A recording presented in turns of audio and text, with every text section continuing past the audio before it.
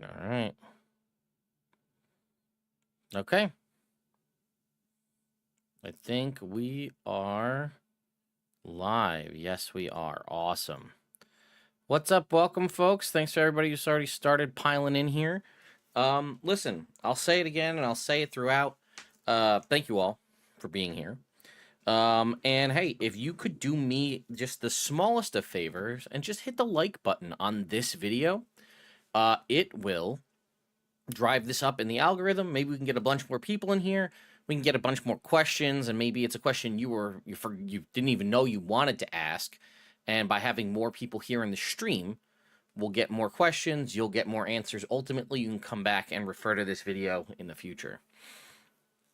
So, couple of things I'm going to level set up front why people start rolling in. One, I cannot show you pretty much anything, right? This shirt is a joke for those of you who know, and it's part of the reason why I'm doing this way. Our good friends at Wizards of the Coast did send this over early, and we've been very explicit on what can and cannot be done. I cannot show you the Dungeon Master's Guide. I do not have a physical copy. I have a version that was sent to me. It is also potentially not the final version, right? So consider that. It might have tweaks.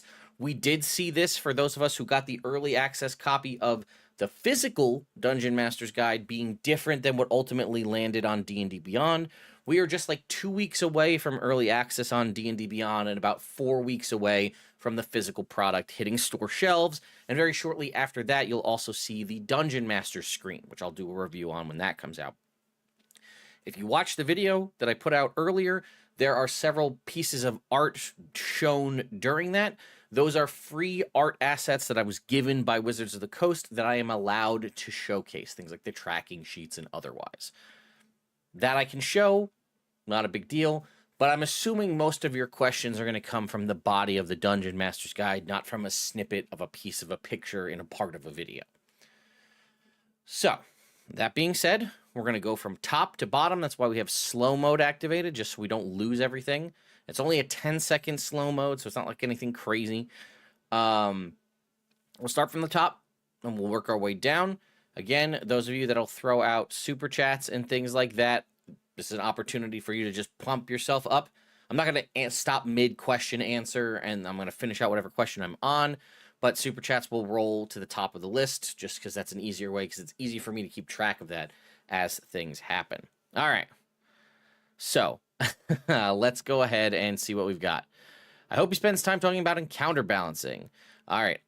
We'll get to that. I'm not sure, to be honest with you. I don't remember too much in regards to encounters in this book. I'm actually kind of wondering if encounter balance might be in more in okay, we do have, there's a couple sections dealing with encounters here. All right, we have appealing to players, combat encounters, encounters during travel, encounters during exploration, objectives, pace, plan, random, tension with other creatures. These are like looking at things from the index. I don't know if you're going to have much in the way of balancing encounters. I feel like that's going to be reserved for the monster manual. I could be wrong. But it didn't, when I did my several different versions of read-throughs of this, encounter balancing didn't really come up as like a thing that I clued in on. So let's go ahead and we'll jump around and we'll see. We'll start with this encounter question. I'm going to do my best to answer it, but we may have to move on so we don't just stagnate too much on this. So, all right, that's just how to run in a session, what an encounter is. And it just kind of talks about describing the situation and how to let the players handle it. All right, let's see. Okay, combat encounter. This is, again, just how to make combat encounters interesting during exploration, right? Adding hazards, changes in elevation, things to make the combat encounter interesting. Okay, hang on. Combat encounter difficulty. This is it. We found it. We got it. All right. Use the following guidelines to create a combat encounter of a desired difficulty level. So step 1 is choose the difficulty level. We have low, moderate, and high difficulty, right? A low difficulty encounter will likely have 1 or 2 scary moments for the players, but they should emerge victorious, no casualties. As a rough guideline, a single monster generally represents a low challenge for a party. Moderate. Absent healing and other resources, an encounter of moderate difficulty could go badly for the players. I actually kind of like how they're framing this. All right. Weaker characters might get taken out of the fight, and there's a slim chance that one or more characters might die. High difficulty, aka everything in Robert's game. A high difficulty encounter could be lethal for one or more characters. To survive it, characters will need smart tactics, thinking, and maybe a little luck. So I actually kind of like that. The high difficulty encounter, it does not say that they will die, but it does flat out say that's on the players, right? A high difficulty encounter is that, but to survive it, you're going to have to be smart. You're going to make the optimal play here. Then it says, determine your XP budget. Using the XP budget per character table, cross-reference the party's level with the desired encounter and difficulty. So it has a table. We've got levels 1 through 20, and then we have encounter difficulty, low, moderate, high, and it is a number of experience points. So if you want to run a moderate encounter for level 4 party, you're going to go with a total of 375 experience points, if I'm understanding this correctly. It says, multiply the number in the table by the number of characters in the party to get your XP budget. Okay. So let's go ahead and jump to high, because this is just going to be an easier number for me. Or we'll go with level 6, all right? For a level 6 party, a moderate encounter has 1,000. So if you have a 4-member party, your party is comprised of 4 characters, you're going to multiply that 1,000 by 4 to get you 4,000 XP. And basically saying for level 6 characters, a moderate difficulty for them is a total of 4,000 experience points worth of monsters. Now, again, that's obviously going to take a little bit of nuance based on the Dungeon Master and the situation, right? 4,000 experience points, that could be one 4,000 experience point monster, or it could be a ton of 50-point monsters, and that might actually end up being worse for the party because it's just death by 1,000 cuts. That's, again, the XP budget. Let's keep going and see what else they add. Okay, so we got our budget. We're going to stick with our moderate encounter for level 6 party, which is 1,000 experience. So we multiply that by the number of characters in the party. We're at 4,000. Then it says spend your budget. That's the next step. Every creature has an XP value in its stat block. When you add a creature to your combat encounter, deduct its XP from the budget. Oh, it actually gives us examples. We'll just use those. That's easier. All right, to determine, spend as much XP of your budget as you can without going over. It's okay if you have a few unspent XP points. Here are some examples. Example 1. A low difficulty encounter for 4 level 1 party members has an XP budget of 50. Times 4 is 200. With that, you could build any of the following encounters. 1 bugbear warrior, 2 giant wasps, 6 twig blights. Those all fall into the example of what could be a low difficulty encounter for 4 level 1 party members. 6 twig blights might kill a level 1 party. That's just a lot of hits and potential chances for crits. All right, example 2. A moderate difficulty encounter for 5 level 3 characters has an XP budget of 225 times 5 for a total of 1,125 experience points.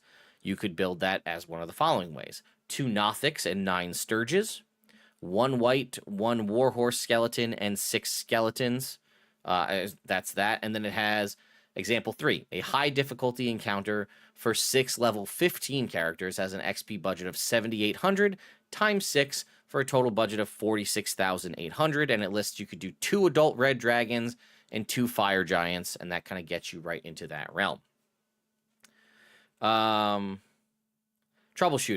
When creating and running combat encounters, keep the following in mind. Number of creatures, right? The more creatures, the higher risk. So they actually do call that out, which I do like, because that's kind of what we were getting at, right? Even if the creatures are weak and maybe taken out by a big AoE, a bunch of small creatures with even just 1 attack can take down a party just because of, I mean, this is kind of like what you see in any zombie movie. A zombie may be easy to kill, but if there's a lot of them, eventually the numbers usually just work in their favor and they win. If your encounter includes more than 2 creatures per character, include fragile creatures that can be defeated quickly, especially if they're level 1 or 2. It says adjustments. A player's absence might warrant removing creatures from an encounter to help keep its intended difficulty. Also, die rolls and other factors can result in an encounter being easier or harder. You can adjust an encounter on the fly, such as having creatures flee, making it easier, or adding reinforcements to make it harder. And then it says CR0 monsters are worth 0 experience points. They should be used sparingly. If you want to include many CR0 monsters in an encounter, use swarms from the monster manual instead. So that's interesting, because technically, yeah, CR0 monster, again, death by 1,000 cuts, they don't add anything to the overall XP budget. So you could, in theory, have a bunch of them, but they're saying use a swarm to replicate that. And then it has the last bit here is the number of stat blocks. The best combat encounter often pair one kind of creature with another, such as fire giants paired with hellhounds. Be mindful of the number of stat blocks you need to run the encounter. Reference it. And then that's actually a really good advice too. If you have to keep track of so many different stat blocks, you can get lost just in the sauce of your own combat encounter. Now, certain things like virtual tabletops and other things may make this a little bit easier for you. And if you know everything going in, it's not like a random encounter you're generating on the fly. And you're like, okay, I know I'm going to do this, this, this, and this. Then you can maybe plan that out and kind of give yourself like a cheat sheet to make it easier. It also goes on to say powerful creatures, right? If your combat encounter includes a creature whose CR is higher than the party level, be aware that such a creature might deal enough damage with a single action to take out one or more characters. For example, an ogre of challenge rating 2 can kill a level 1 wizard with a single blow. And then it also has unusual features. If a monster has a feature that lower level characters can't easily overcome, consider not adding that monster to an encounter for characters whose level is lower than the monster's challenge rating. That's it. That's your encounter balancing section. That's basically all we've got. We do have a little bit more about kind of, again, the behavior of the monsters. It talks a little bit about their attitude toward the party, the personality, and it gives you a little bit of information here, as well as relationships, right? Encounters with groups of monsters might be more interesting if those monsters, maybe there's infighting with the monsters, right? Maybe they don't all get along, and you just kind of stumble into maybe a quarrel or something like that. And then, again, it has a little bit here on what kind of reactive tactics will the monsters take? Is this an ambush situation? Will they try to fortify themselves into some sort of, base or behind a door, behind some rubble? Will they run away and flee? Will they try to hide?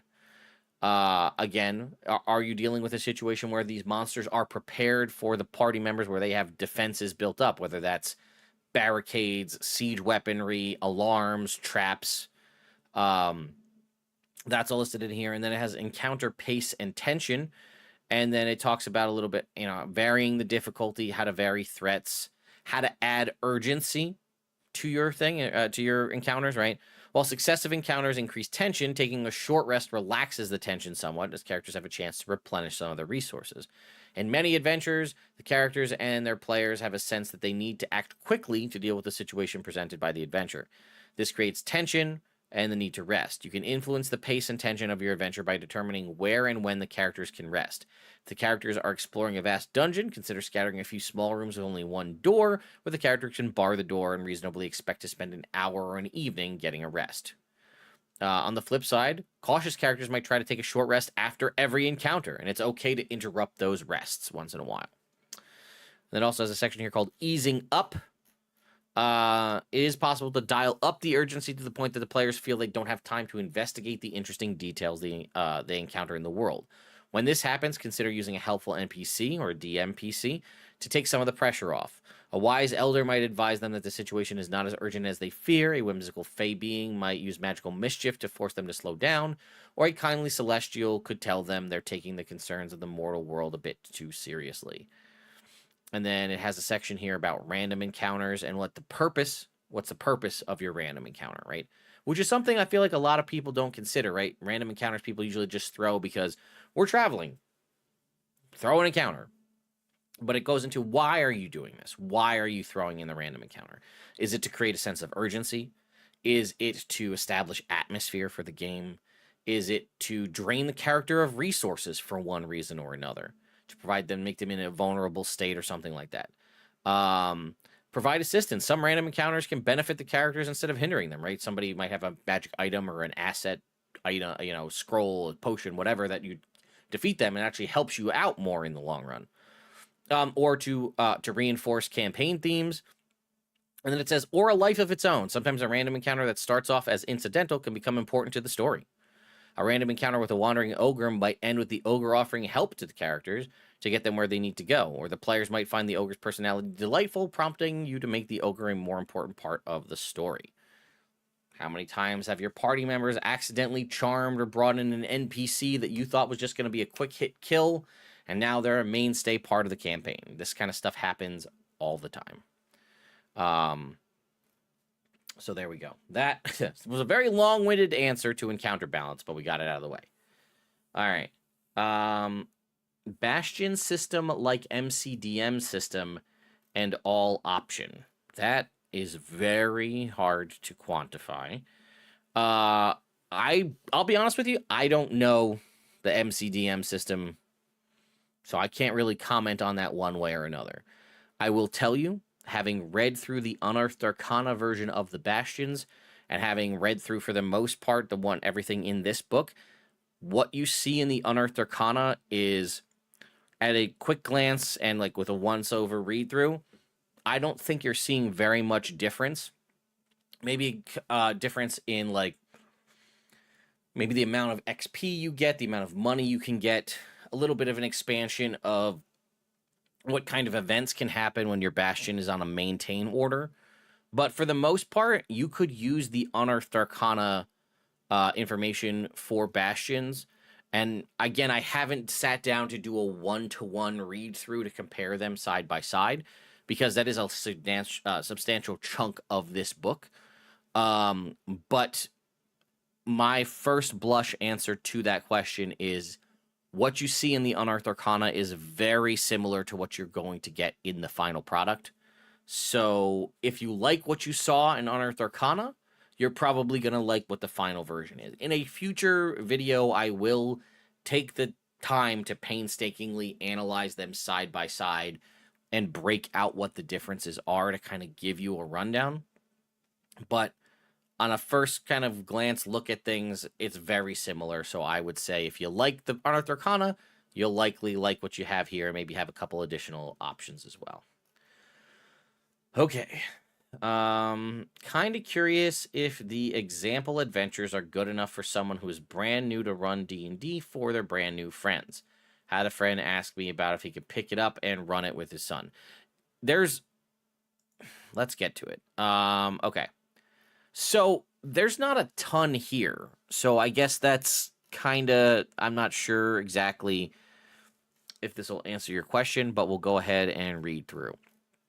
So it talks about adventure examples. We kind of touched on a little bit what we just went through, which was kind of the building of an encounter, which is part of, adventure building, right? So it talks about planning out encounters and how to deal with the different ways of going about it and how to keep an adventure moving, how to deal with, again, social encounters, exploration encounters. But when you go to look at the sample encounters, it says, right, every one adventure is going to have a title. You have a designated level for this. The situation, each adventure lays out what's going on, the situation that the adventurers are called to deal with. And again, it says, see, lay out the premise earlier on. A hook of some kind, right? See, drawing in the players earlier in the chapter. And then encounters, right? What are the encounters you're going to deal with? What monsters are you going to throw in there, etc. So if we were to take a look at, say, the first encounter here, the Fouled Stream, right? It's an adventure for level 1 characters. We'll go through this one. I think you can kind of extrapolate this out to get an idea for the other ones, right? Situation is an alien fungus is in a cave polluting a stream nearby. The hook. The folk of the nearby area notice fungal growths on the riverbanks and a layer of scum on the water. Characters might live in the village, or a contact in the free city of Greyhawk might ask them to investigate. Okay, what are the encounters? We have a couple here. It consists of these encounters. The first fork, a mile upstream from the village, a stream flows into the river from a little wood on the river's south side. Characters can tell the stream flowing into this other one is the source of contamination. Then they journey upstream. Boar Grove, a kindly treant, keeps watch over the wood and meets the characters. He knows the source of the corruption is inside a cave that spills out of it. he gives the characters a magic acorn. If swallowed, the acorn gives the benefits of a potion of healing and lesser restoration. That's a fantastic magic item right there. This magical acorn that gives you potion of healing base level and lesser restoration combined. Use that. That's great. That's a freebie. Twig Blights. Just outside the cave, they encounter 6 Twig Blights. Remember, this is again built for level 1. Corrupted Cave. Use the Underdark Warrens map, which again, remember, there are like 20 pre-designed maps that are just at the end Appendix B. They're telling you to use the Underdark Warrens map that's contained in Appendix B for the Corruptive Cave. Ignore the secret door in the inner chambers. Close off the tunnels leading off the map to the south, east, and north. The characters enter the cave from the southeast following the stream. The cave's main features are as follows. Entrance. A shrieker fungus just inside the cave alerts the inhabitants that the characters arrive. On watch near the entrance and quick to respond are 4 bullywug warriors who have fungal growths on them. Berserk Bear. Inside the cave to the southeast is a brown bear that drank from the stream. It's upset because the water made it ill. If the characters can make it eat Borogrove's acorn or otherwise rid it of the poison condition, the bear recovers and just leaves them alone. So potential option for combat or, a way to get around that.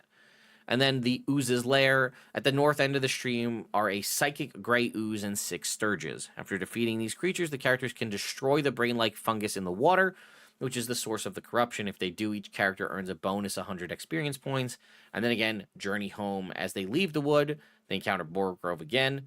If they use the acorn, he gives them another one. If they purified the source of the stream, he gives them a staff of flowers in gratitude. This is a common magic item. I think it was in Xanathar's guide. And that is your level 1 adventure. That's the synopsis that they gave you. Now, obviously, that gives you a ton of options for you to expand and add more to that if you want. But it is a base rundown of what that adventure is. And then we have, minor difficulties, which is with an ER. That's set for level 2 characters. The Winged God is for level 3. And then Horns of the Beast is a level 5. Oh, wait, I'm sorry. And then there's Boreal Ball, which is a level 7 adventure. So you have 5 total adventures here to kind of spanning levels 1 all the way up to level 7. Obviously, as you get a little bit higher, you're going to get a little bit more information in here and a little bit more stuff to do because you're going to have to provide interesting other aspects for the party to deal with. But, and some of them actually provide, one of them has a dragon, so it actually has a dragon, like a mini dragon treasure hoard. One of them has a search for an artifact. So there's some good stuff in here. I like it a lot. I think it's a good way. It's not overly descriptive, prescriptive, either one, right? You don't have to spend a ton of time building an adventure to have an idea for running. Like, again, mind you that none of these are designed to be run in like a serial to be run as a campaign. These are just kind of a one-shot adventure to kind of play through. And obviously, depending on what you want to add, if you're populating an area or a town, the party may spend time in town before they get there. They may decide they want to kill Borogrove because they don't like talking trees. I don't know. But all of these are options and ways your players can modify this. And again, you have to deal with the fact that the party is going to change some aspect of this. Even though you have a general idea where you want them to go, they might just throw that all out the window. Now, again, if we harken back to my earlier video and talk about the social contract of adventures, which is they can push back on the things you have set out for them, but also players, don't be a dick, right? If the adventure is clearly designed for you to go this way, maybe don't climb out of the walls of the sandbox that the DM has built for you to play in. You know what I mean? Okay. I'm mostly curious about the magic items. Any noteworthy new items or any specific major changes for them aside from a sword being changed to any weapon? Are there any new bows? Okay, I think this is probably going to be... I knew this question was going to come up early. Everybody wants to know about magic items. I think you're largely going to be disappointed at the lack of new items, in my opinion. I could be wrong. I'm going to go back to the top. But a lot of them seem very similar to what again, and I don't know every single magic item inside out and backwards, but like there's a couple of different additions I saw to some things, right? Adamantine armor still exists, still basically does the same thing it always has, right? It's uncommon. It makes a critical hit a normal hit. And an adamantine weapon is a critical hit against objects, right? We have our good friend, the alchemy jug. Again, at a quick glance, it looks like all the liquids are the same. We talked about the ammunition of slaying. I mentioned how the amulet of health is basically the same. Again, not knowing all of these perfectly, right? I don't know if the apparatus of Qualish is different in this one versus the previous. But looking through them, a lot of them seem to be relatively similar. Again, it looks like every single common magic item that was in Xanathar's guide is included in here, which, again, is kind of technically a new magic item for the Dungeon Master's Guide, but either way. Let's see. I'm just trying to see if anything jumps out at me as I'm scrolling through here. All right, so talked about Baba Yaga's dancing broom. I believe that's a new magic item. I don't think that exists anywhere else. And it's basically an animated broom. It acts immediately after you on your initiative count. Remains animate until you take a bonus action to inanimate it. On your turn, you can command it. You decide what action the broom takes and where it moves. Or you can just issue it a general command. And if it has 0 hit points, it's shattered and is destroyed. If the broom reverts to its inanimated form before losing all hit points, it regains all of them. So that's something to consider, right? You have this animated broom, which uses the animated broom stat block. That's a thing. Oh, so that is an uncommon attunement magic item. I don't know if I said that, but that's how that works. Again, I'm not noticing too much difference.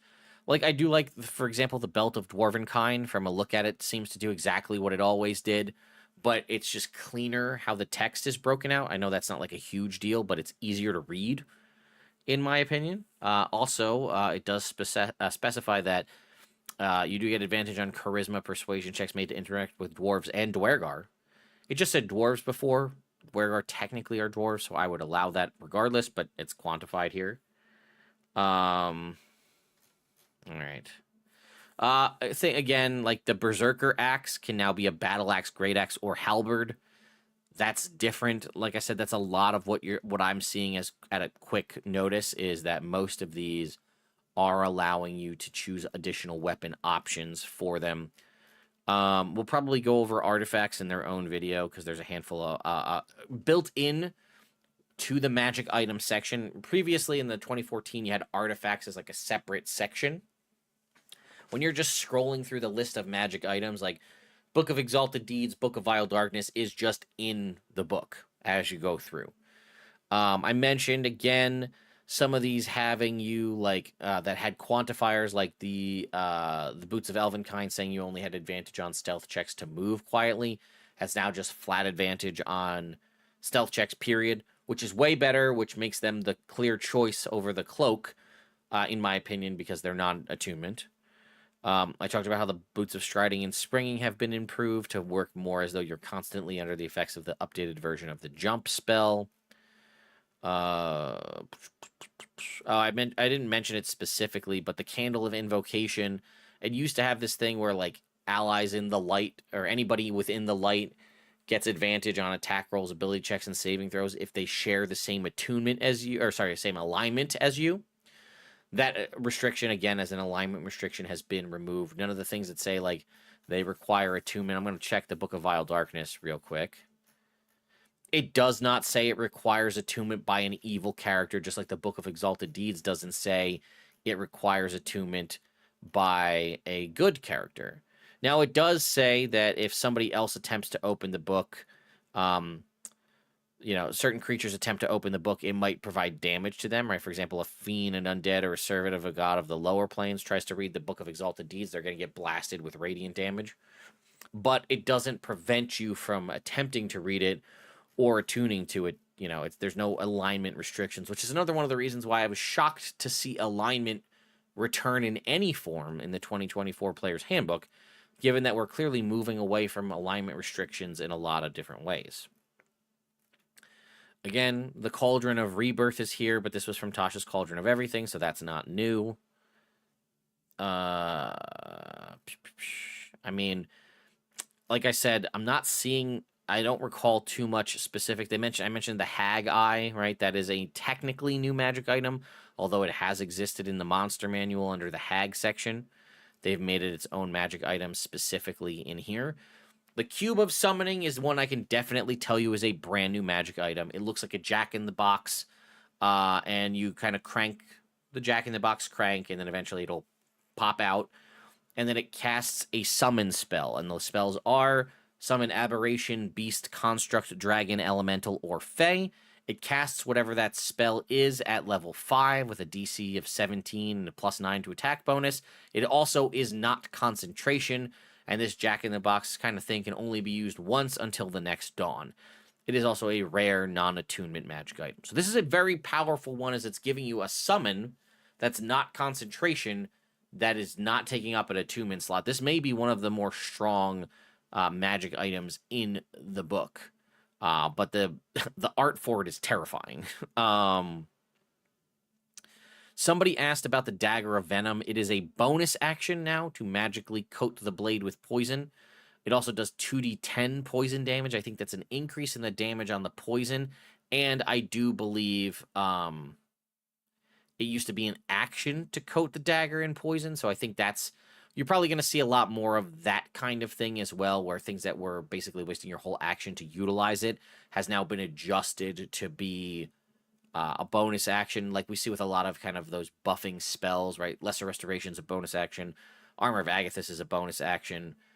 Activating the Venom part of the Dagger of Venom is a bonus action. And then it says, again, it makes a DC 15 con save, or takes 2d10 poison damage, and has the poison condition for 1 minute. There is no additional save on that poison. It just happens, and they're stuck with it for a minute straight if they can be affected by it. I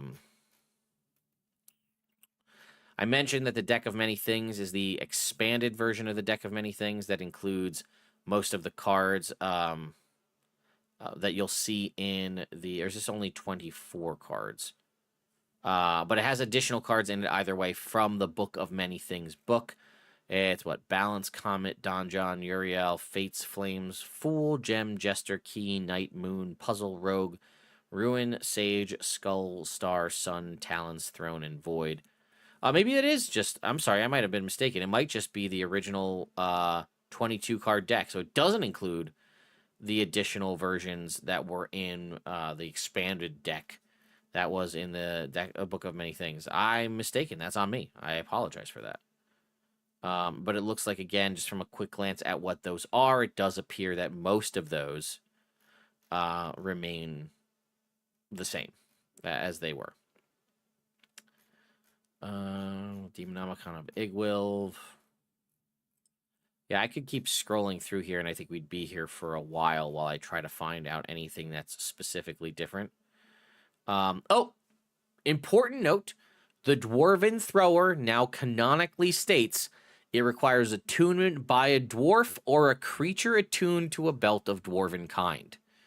This is a thing that many of us have allowed. I think it was probably most famously allowed on Critical Role. I believe Grog had a belt of dwarven kind, and then Matt let him attune to the Dwarven Thrower that he had at one point or another.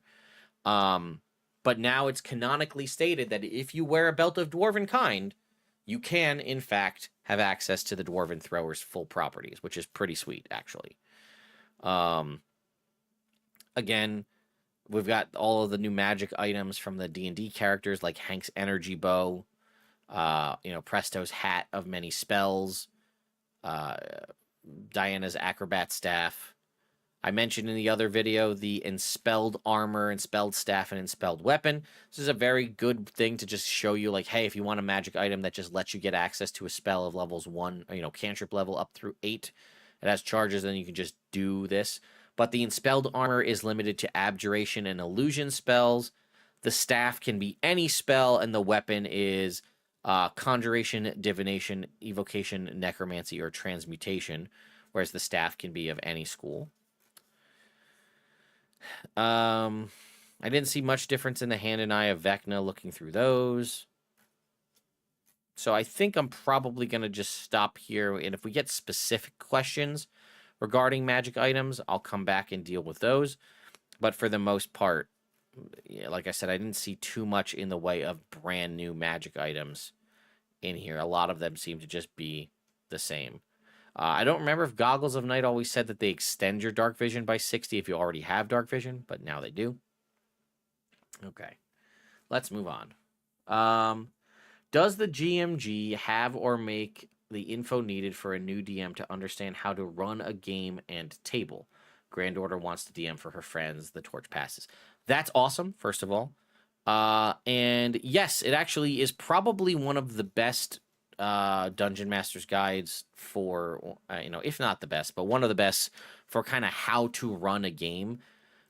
This does a very good job of catering towards new players, though, again, some veterans could probably use this. Like I said, one of the best things is has like the section called the 1 hour guideline, which says, hey, realistically, in 1 hour of gameplay at a table, the party can probably at most do 3 things. And it lists off things, right? Explore a location, converse with an intelligent creature, reach a consensus on a divisive issue. We all know that could take longer than an hour, but either way.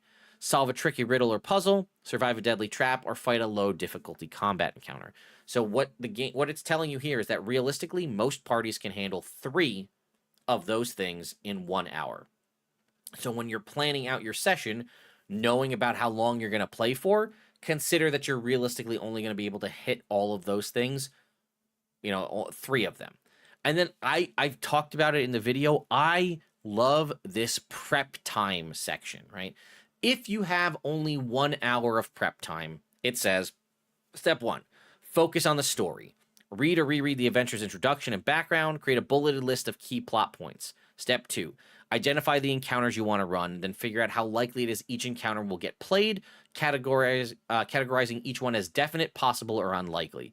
Step 3, gather any maps you're going to need, or draw any maps you're going to need. For combat encounters, review the monster's stat blocks, take notes for yourself. Hey, don't forget they have this ability or that ability.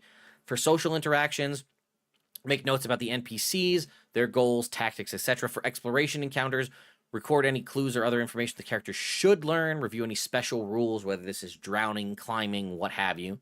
Step 4, consider each definite encounter, how it relates to the player's motivations, right? Think about what elements you could do to interest them. And this is what it's really focusing on, is how to get your players engaged in this. For example, a combat encounter could open with a tense negotiation designed to appeal to players who enjoy social interaction. Step 5, skim the encounters you flagged as possible. And that's what it's saying. Hey, if you only have 1 hour to prep for your session, that's what you should focus on. A great set of tools and information. I love that. If you have 2 hours to prep, do everything we just talked about, but also carefully review each possible encounter. 7, devote any time you have left to creating improvisational aids. That's another section in the book, things like list of names, quick hit things you can pull from tables to roll on, stuff like that.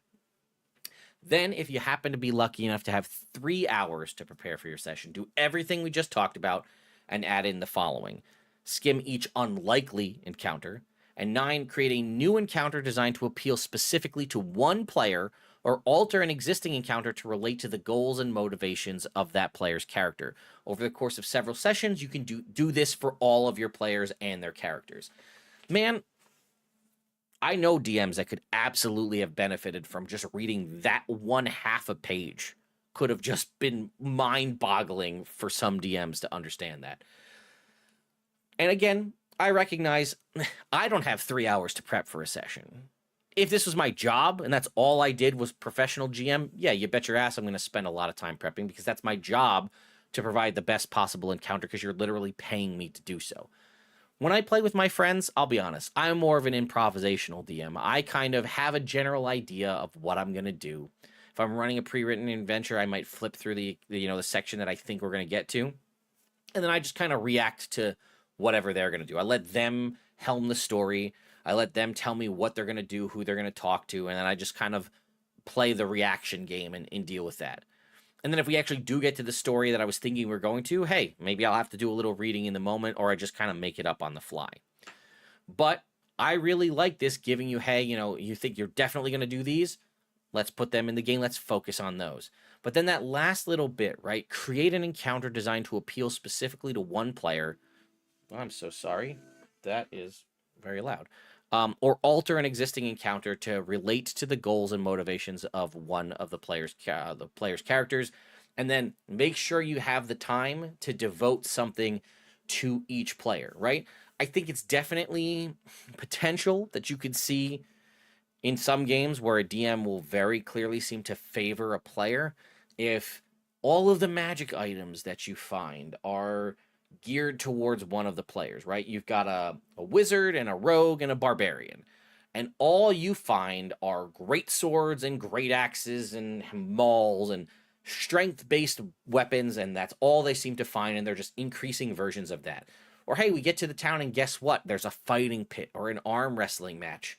That's great, but the wizard and the rogue probably aren't going to be able to participate in those.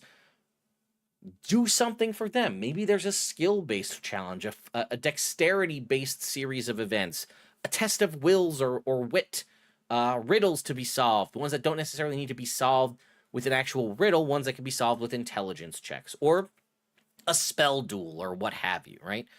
Things like that. So even, like I said, just that, and then it has a whole section after that about how to run a session. Talks about recapping, talks about, again, we talked about building encounters, right? How to describe, how to like let the players do their thing, right? Once you're done describing the situation, ask the players what their characters were do, note what they say, identify how they resolve their actions, and ask them for any more information you need. Sometimes players might give you a group answer. We go through the door. Other times, individual players might want to do a specific thing. One might search for a chest. One another examines a bookshelf. Outside of combat, the characters don't need to take turns, but you need to give each player a chance to tell you what their character is doing so you can decide how to resolve everyone's actions. In combat, this happens in initiative order.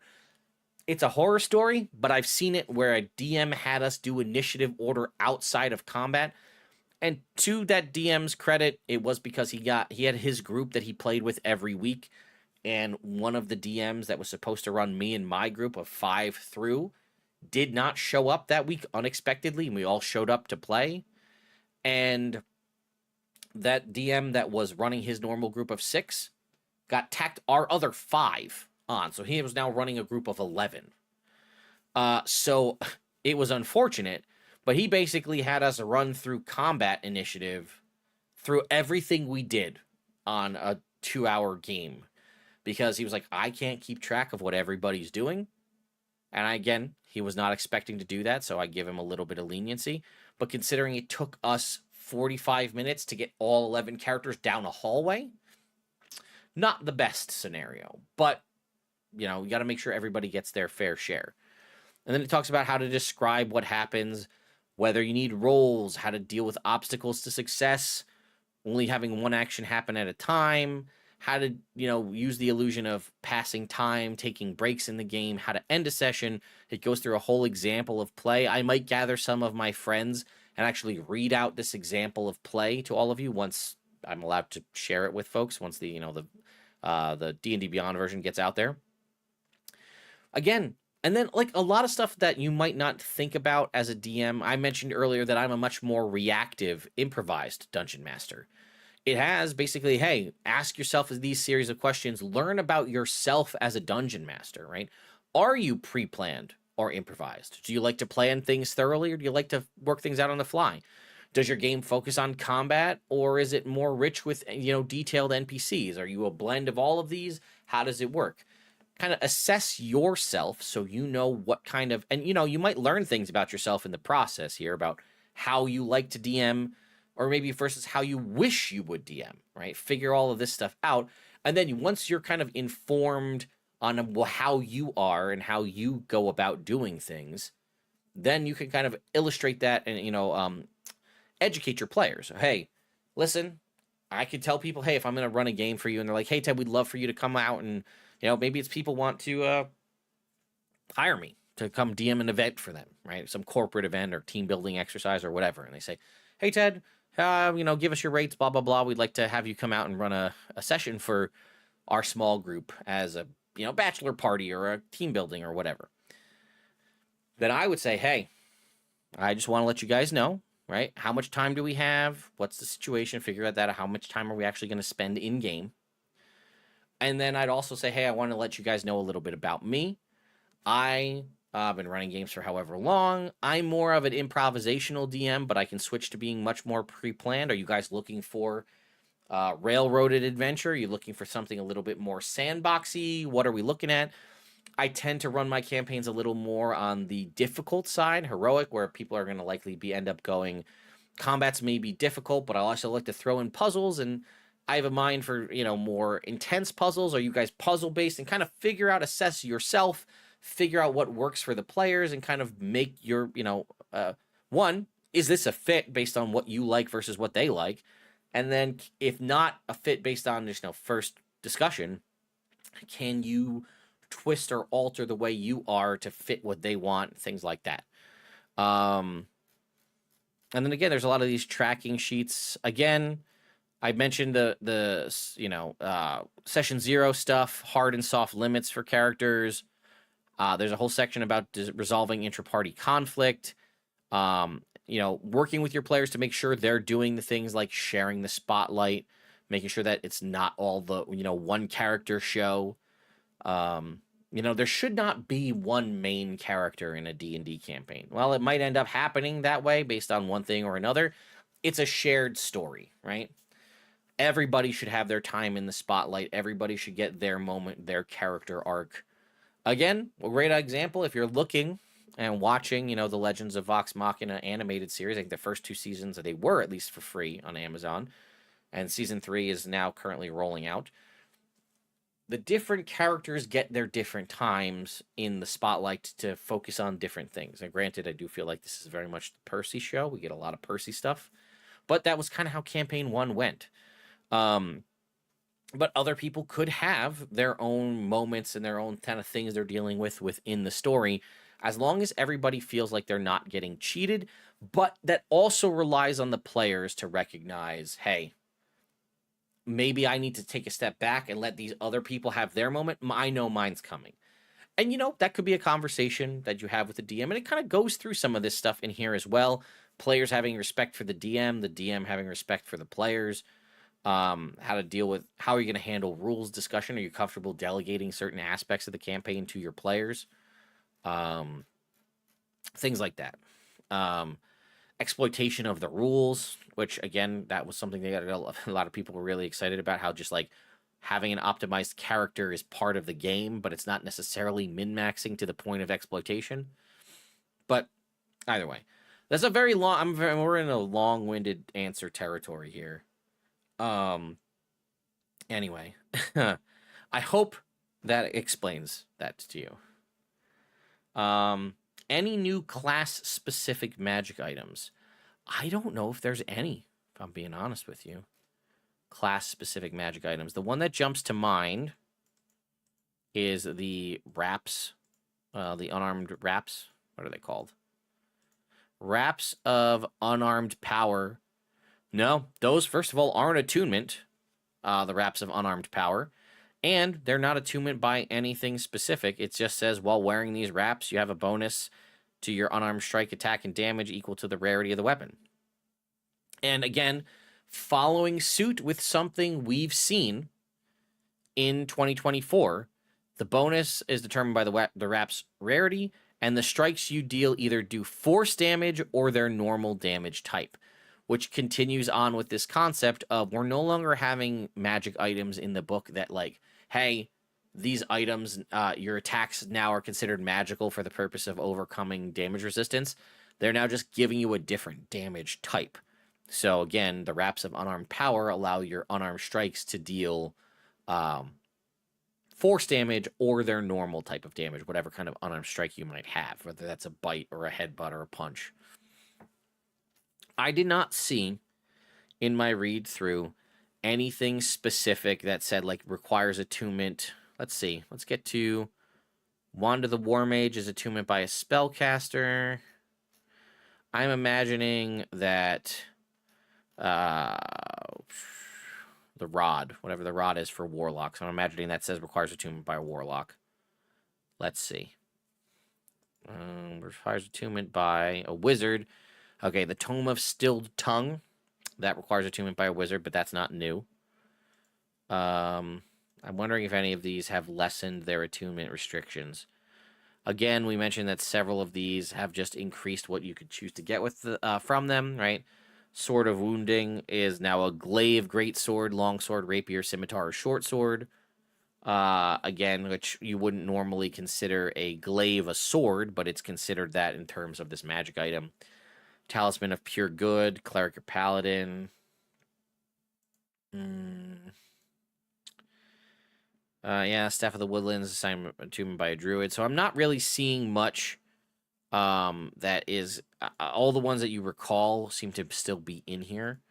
I'm not seeing any ones that are new specific to a different class, like a brand new magic item that's specific to a type of specific class, which is kind of odd, but I'm thinking that might be, we're going to get like, I think a chunk of these would be my guess in the Forgotten Realms campaign guide or player's guide. I think we might get a bunch of stuff. Like you mentioned, the silvered weapon is listed here as a specific magic item. It is a common magic item, but when you score a critical hit with it against a creature that is shapeshifted, the weapon deals 1 additional die of damage. That's how a silvered weapon works in 2024 D&D.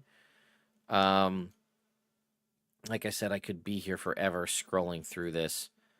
Rod of the Pact Keeper does require attunement by a warlock. But I'm not seeing... I was trying to see if there's anything that had, like, lessened restrictions that were, like, once attunement by a certain thing and now is just attunement by, like, a spellcaster or a specific kind of class, but I'm not noticing anything, and then nothing jumps out in the back of my mind. So, let us keep going. What about bastions? Do they have examples? Can you use a random table in the DMG to roll a bastion? Well, no, because the nature of bastions is the players get to choose them. That's kind of their whole thing. The benefit of the bastion is it's not really in the DM's hands anymore. If the DM decides to allow bastions, then the DM has to be willing to just like step back because the players control the bastions, not the DM. The DM tells you the frequency of how many bastion turns you're going to roll for, but the players have control of the bastion. It says again, a bastion turns every 7 days. Like I said, review the Unearthed Arcana. It is very similar. There's a section here on bastion maps, right? It talks a little bit about how to draw different aspects of the bastion. Talks about, again, combining bastions, basic facilities, enlarging facilities. But, basically what it comes down to is there's that big table that's in the Unearthed Arcana: arcane study, armory, barracks, garden, library, sanctuary, smithy, storehouse, workshop, gaming hall, greenhouse, laboratory, sacristy, scriptorium, stable, teleportation circle, theater, training area, trophy room, archive, meditation chamber, menagerie, observatory, pub, reliquary, demiplane, guild hall, sanctum, and war room. These were also all covered in the video about bastions specifically, and they all have different things that you can do. So the concept of you could, in theory, come up with a series of numbers to attach to this table to roll for bastions, but the point of a bastion is that the characters choose what they want, and then they build it accordingly. So it's on you to unlock bastions for the characters at level 5. And then they have a chunk of level 5 special facilities to choose from, which is, again, arcane study, armory, barracks, garden, library, sanctuary, smithy, storehouse, and workshop. Those are the level 5 facilities. Some of them have specific prerequisites based on, like the arcane study where he needs to have ability to use an arcane focus or a tool as a spellcasting focus, and the sanctuary has to use a holy symbol or druidic focus. Those are the requirements for you to have access to them. But again, you get 2 special facilities at level 5. You just get them. And the concept has been like they've basically been building it this whole time. And you get an additional facility at level 9, 13, and 17. Again, none of this is different than what was described in the Unearthed Arcana. There is money that you can spend, gold sink you can, to expand certain facilities. Now, some of them, there's no reason to, if we're trying to min-max the Bastion, there's no reason to expand the size. Others, it's important as it allows you to unlock additional options for the Bastion. I would like detail on the travel rules and if they are any good. Okay, travel pace. Where is that? Okay, hang on. Let me find it. It's under the exploration section. Where is that? Okay, this is the adventure examples. This is creating a campaign. It's got to be further back. Okay. How to deal with death, doors, dungeons, environmental effects, fear and mental stress, firearms, gods, hazards, marks of prestige, mobs, names, NPCs, poisons, taverns, settlements. I think I might be going the wrong way. Yep. Okay, further back. Okay, how to deal with absent players. Sorry, I'm trying to find narration. Social encounter. Okay, we're getting there. Travel. Okay, here we go. I found it. Running exploration. Okay. This is what you want. You want to know about travel rules. All right. Tracking time. If tracking the passage of time is important for exploration. Also, if you're familiar with the Wilderness Survival Dungeon Master Guide that came out, or DM screen, this is very similar to that stuff. All right. Tracking the passage of time is important. Use a time scale. Rounds is every 6 seconds, minutes, hours, days. Figure out what works best for you. They have some examples here. The exploration rules in the player's handbook give guidelines for determining travel time based on the character's pace. In most cases, it's fine to estimate that time rather than calculating it down to the minute. Exceptions include the following: spell timers or specific triggered events that happen in a certain amount of time. If the character spent time working at a puzzle or talking to an NPC, you can estimate that time spent by keeping track of how much real time passes. Most combat encounters take less than a minute, but it's fair to round up a whole minute in most cases, assuming characters take a few seconds to pull themselves together after a fight. Actions in exploration. Most of what characters do during exploration, aside from movement, relates to just a few actions: search, study, and utilize. Let's see. Perception, finding hidden things, travel. The rules in the exploration section of the player's handbook cover the basics of travel on a scale ranging from minutes to days. The tools in the section can add excitement to a longer trek. Journey stages. It can be helpful to break up journey into stages. A journey consisting of 3 stages might makes a satisfying trek. For example, the characters might travel along a river to the forest edge, stage 1, follow a trail into the heart of the woods, stage 2, and then search the woods for an ancient ruin, stage 3. A long journey might involve even more stages and occupy several game sessions. You decide how to break up the journey, though your decision can be shaped by the character's plan for navigating. When the characters know the route they must take, the stages of the journey should correspond to the way you might give some direction. You might give someone directions, as in the example above. Okay. And it talks about here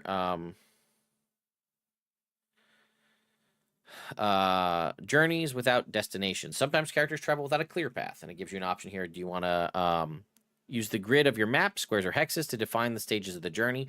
However many miles each square or hex might be.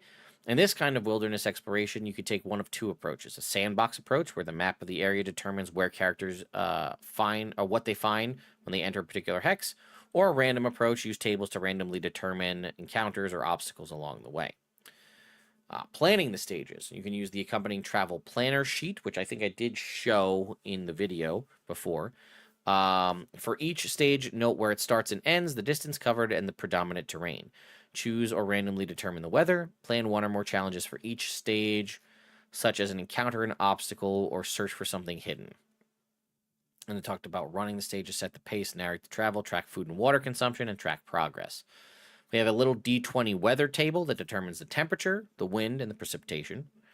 Travel pace, again, is covered in the player's handbook, but they have a couple other quantifiers here, right? Are the roads in good condition? The group slower travelers, the group must move slow at a slow pace if any group member's speed is reduced to half or less than normal. And then it says extended travel. Characters can push themselves to travel for more than 8 hours per day at the risk of tiring at the end of each additional hour beyond the initial 8. Each character must succeed on a Constitution saving throw or gain 1 exhaustion level. The DC is 10 plus 1 for each hour past 8 hours. This was previously, I think, called Forced March in 2014. If the party can travel at a high speed for an extended time, as such with a spell, was Windwalk, or in the magic items such as a Carpet of Flying, translate the party speed into travel rates using these rules. And it has a speed divided by 10 miles per hour, normal pace equals miles per hour times the number of hours traveled. So they have a calculation, basically, if you have a means of expediting your travel over land with flight or something like that. If the characters are flying or their special movement allows them to ignore difficult terrain, they can move at a fast pace regardless of the terrain. And then it talks about how to narrate during travel, and then things you can include on the journey stages, right? Encounters with other creatures. The encounter distance column in the travel terrain table gives a range at which creatures might become aware of each other while journeying, because it has like a distance there, like you might see somebody coming from however far away. Ambush. Monsters set up an ambush. Attack from above. Flying monsters swoop in. Distance sighting. The characters and monsters spot each other from a distance. The characters happen upon monsters that are camping, eating, hunting, basking, or otherwise. Or the characters are tracking a monster. So that's the section just for encounters. Then it has a whole section here on foraging. Right, character without water and rations can stave off dehydration and malnutrition. Again, these are hazards that were referenced in the player's handbook as, they have certain downsides if you're not properly hydrated or have enough food. So they have rules here for foraging to gather, food or water for the party. Survival checks primarily. Navigation. If the characters aren't following an established path or traveling with a landmark in sight, they can risk getting lost. Here are some circumstances that can cause a group to lose its way, right? Branching paths, traveling at night, and so on. Let the players know when the character's at a risk of getting lost. Then have the characters choose one of their members to make a survival check against a DC appropriate to the terrain. That's, again, in the table down below. Another member of the party can take the help action to assist the check as normal. If the check fails, the party goes off course. You decide what this looks like. They might follow the wrong branch of the river, orient themselves to the wrong mountain peak on the horizon, or so on. I love the concept of the party getting lost. I just feel like it almost never happens in either games I'm playing in or games I'm running. Somebody always seems to have a way to just mitigate getting lost. And I do think that would be a fun thing to deal with. But maybe that's just me. Maybe people find the concept of getting lost in D&D just like totally pointless. All right. Then it has obstacles. An obstacle is a terrain or weather that obstructs the character's path. For example, a cliff, a blizzard, or forest fire. And it says, in addition, the chance of a delay, adding a few more hours one way or another. There are consequences, right? Combat encounter. The characters are waiting around for something to clear, have to go around. It leads them to an additional combat. The characters could just take damage from, if it's a wildfire or what have you, or they could risk levels of exhaustion. Do your players need to track rations? You might decide that tracking rations is unnecessary in your game. Even if the character's in a desert, you can assume that a character with proficiency in survival skill can provide enough food and water to sustain the party. You can also assume the characters can load their mounts with enough rations for the journey. Maybe somebody has create food and water. On the other hand, having players track rations seems appropriate for a more realistic campaign. Characters in such a campaign should approach a long wilderness journey as a challenge in logistics. How many pack animals do they need to carry the food for the journey? And how do they feed the animals? As always, communicate your expectations about these rules to the players ahead of time. And if you don't plan on tracking rations, you can let them know that too. Again, this is another one, I like the concept in theory of tracking rations, just like I kind of like the concept in theory of tracking ammunition. I think, again, this is just me, my opinion. I think as somebody who is an archer in real life, would find it interesting to play in a campaign where I'm playing an archer and I might run out of arrows. And then, I have to figure out what I'm going to do. But then again, I can see the other side of it. If my whole thing is shooting a bow and I don't have any arrows left to shoot, well, then I kind of feel dumb because now I have to figure something out. But it just takes me back to, I think, the first time I read The Two Towers in Helm's Deep. I'm pretty sure there's a part where Legolas is out of arrows, so he's, fighting with his knife because he doesn't have any arrows left. He has to go around and like pick arrows out of orc bodies to fill his quiver up so he can keep fighting. And that always seemed interesting to me, but maybe, again, that's not for everybody. All right, and it has a section here on searching. The challenge often comes in the last stage of a journey. The characters have to find their destination, right, whatever it might be, so they have to make perception checks to figure that out. And then tracking, a specific instance of searching on a journey is when adventurers choose to follow tracks, and they have rules here for that. Shifting weather, terrain, how that could alter things. And then again, we mentioned there was the table for, tracking encounters that kind of shows you terrain, the maximum pace you can travel there, how far away the encounter distance is, and then a foraging, navigation, and search DC that varies based on the type of terrain. So that's basically the majority of kind of the travel information. I hope that helps. Can you tell us how custom backgrounds work? Yes, that I can do. It's probably exactly what you think it is. All right, creating a custom background. Here we go. Choose ability scores. Choose 3 abilities that seem appropriate to the background. It says strength or dexterity. These abilities are ideal for background involving physical exertion. Constitution. Ideal for a background that involves endurance or long hours of activity. Intelligence or wisdom. One or both abilities are ideal for background that focuses on cerebral or spiritual matters. And then charisma, the ability is ideal for background that involves performance or social interaction. Basically, because ability scores are now tied to a background in 2024, pick 3. Because this way, if the character decides that they want to take a +1 to 3 different ability scores, this is their hard limit for those 3. I'll be honest with you, I hate this change because we were so loosey-goosey in the Tasha's Cauldron of Everything world. Pick the ability scores you want. Now we're like, nope, it's a rigid set. Here's a list of 3, which is very annoying because, like, let's say you want to play a paladin and you want to be a dex-based paladin. You need a background that gives you the opportunity to raise dex, con, and charisma. I don't know if there's one in the player's handbook that does that, but you'd probably also want it to give you an origin feat that fits your character. So essentially, pick the 3 ability scores you want it to be able to raise. Again, if you're going to raise +2, +1, then the third one probably doesn't really matter. Choose an origin feat from the player's handbook. Choose 2 skill proficiencies appropriate to the background. Choose a tool proficiency appropriate for the background. And assemble a package of equipment worth 50 gold pieces. Don't include martial weapons or armor. A character gets them from their classes. That's it. Pretty self-explanatory. Again, kind of what I thought it was going to be. You get ability score improvements. You get an origin feat of your choice. Here's hoping future books give us additional origin feats to add so that pool for backgrounds will expand beyond just the 6 to 10 or so in the player's handbook. 2 skills and then a tool, right? We used to have the opportunity. It was either 2 tools or 2 languages. Now it's just everybody gets a tool proficiency and that's that. But you also get a feat, so that's probably not is a decent trade-off. One thing I will say that nobody seems to really talk about is how difficult it is to get rare language proficiencies in the world of 2024. They did expand the kind of basic rules section of like basic languages, but exotic languages, it's exceptionally difficult to get them. There's not many ways you can do that anymore. Most of the opportunities to get a language now are tied to just those original kind of base languages. Okay. Did they revise the Pipes of Haunting? I knew this Pipes of Haunting question was coming. I think I saw this. That is a great question. I will have to remember what the Pipes of Haunting did in 2024. It is still uncommon. It is still not attunement. It still has 3 charges and gets a D3 charges back at dawn. As a magic action, you can play them and expend a charge. Each creature of your choice within 30 feet must make a DC 15 Wisdom saving throw or have the frightened condition for a minute. A creature that fails that save repeats it at the end of each of its turns, ending the effect on a success.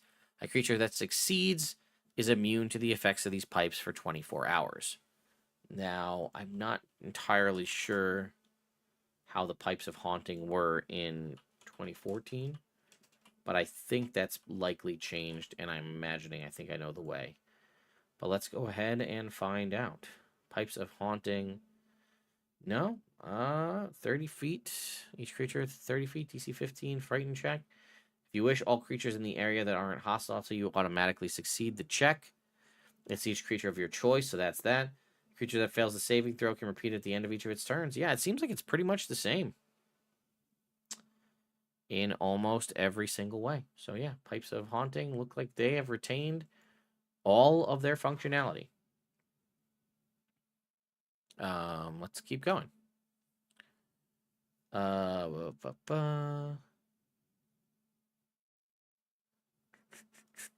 Sorry, guys. I'm just reading through what we have here.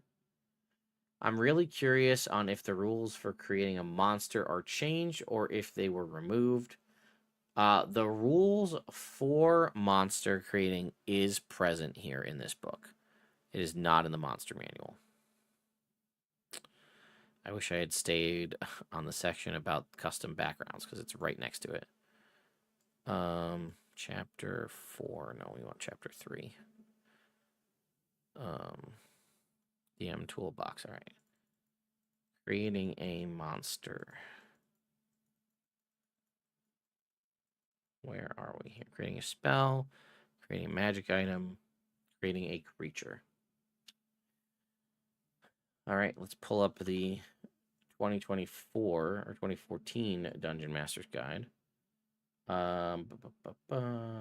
Creating monster. Okay. So it does say, you know, you can do things like minor alterations. Oh, it looks like it's okay.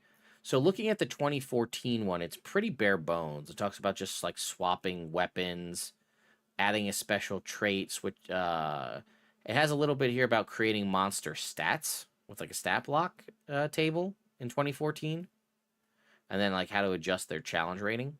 When I look at the 2024 creating a monster, it talks about, again, simple things like minor alterations, changing a creature's size one way or another. For example, you can use an ogre stat block for a human bully, just make it medium instead of a large giant, make it a medium humanoid.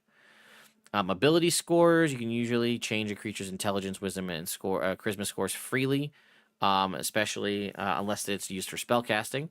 For example, a black pudding stat block could represent a sapient alien. There's your symbiote for you. If you raise its intelligence and charisma to 10, but it's best to leave strength, dexterity, and constitution alone, as that starts to change damage, AC, and otherwise. Mess with the languages as much as you want. You can give creatures proficiency in any skills you want, and even give it expertise. No issues there. If you want a creature to be good at hiding, give it expertise in stealth. If you want it to be good at finding things, give it expertise in perception. It says add or remove senses as you see fit, blind sight, tremor sense, and so on. Spells, if a stat block has spells, replace any of them with any different spell of the same level. Or avoid replacing a spell that deals damage with one that doesn't, and vice versa. You can freely change the name and flavor of an attack as well as its damage. For example, you can turn an ordinary skeleton to an ice skeleton that deals cold damage. If a creature doesn't have resistance or immunity to one or more damage types, you can give it resistance or immunity to one or two damage types. You can also change the damage type of its existing resistances and immunities. And then it has a section basically, hey, do you want to add traits to it? And it says this doesn't really mess with things too much. Here's a list of traits. Aversion to fire, right? If the creature takes fire damage, it's disadvantage on attack rolls. I'm not going to read all of them. Maybe we'll save this for a future video, but, you know, battle ready. It has advantage on initiative. Discipline of the Nine Hells. When the creature dies, its body disgorges a hostile imp in the same space. Light. The creature sheds bright light in a certain radius, dim light in another. Siege Monster deals double damage to objects and structures.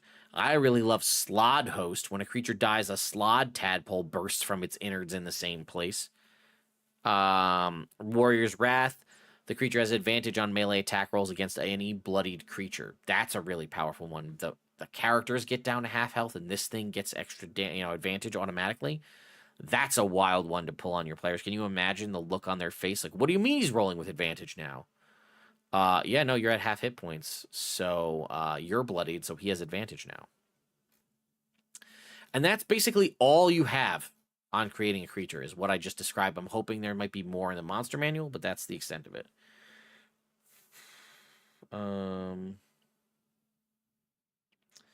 All Are any members of the League of Malevolence in the lore section?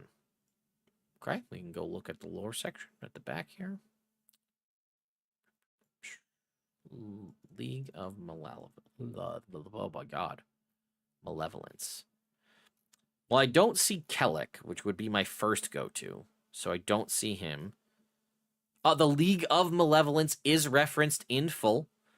It says it's an odious assemblage of villains. Its founding member, Kellic the Sorcerer, expects his confederates to work together for their mutual benefit. Other members include Warduke, the assassin Zarak, the evil Zargash, a servant of Orcus, Scylla, a warlock, who derives her pact from Baba Yaga, and has a tenuous alliance with the League, but despises Kellic. So do we have, like, I don't know, Scylla or any of them in here? So the League of Malevolence is referenced. I think that's the extent of it, though. I don't think anybody else gets their own stat block. No. But there you go. They are referenced.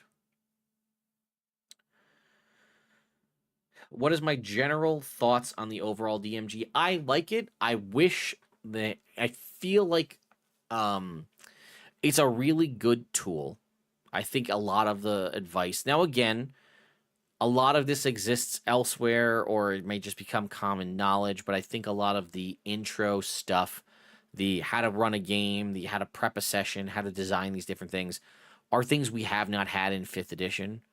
And I think they're welcome in this Dungeon Master's Guide. I think a lot of people join the game, as we all know, in 5th edition, especially if people are starting to join now in the world of 2024.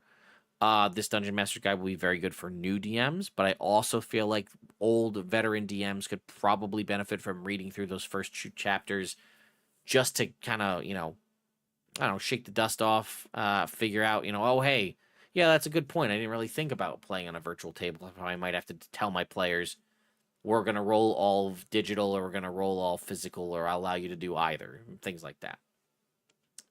So I like this book. We'll see how the monster manual turns out, but what are the magical contagions like? Any rules on how to deal with diseases? There are no diseases anymore. Magical contagion is the seemingly replacement for diseases. Let's see. The elixir of health does cure you of magical contagions.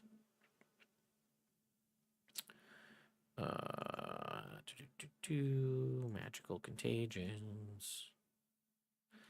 Okay. It says alchemists, potion brewers, and heirs of wild magics are credited with creating the first magical contagions. An outbreak of such a contagion can form the basis of an adventure as characters search for a cure and try to stop the contagin's spread. Has a little bit about how we rest and recuperate from a contagion. And then it gives you some examples. And some of these you'll recognize, right? Cackle fever, sewer plague, sight rot. That's it, actually. There's only 3. 3 examples. The examples show how magical contagions can work. Feel free to alter the saving throw, DC effects, and other characteristics of these contagions to suit your campaign. We have, Cackle fever, sewer plague, or sight rot.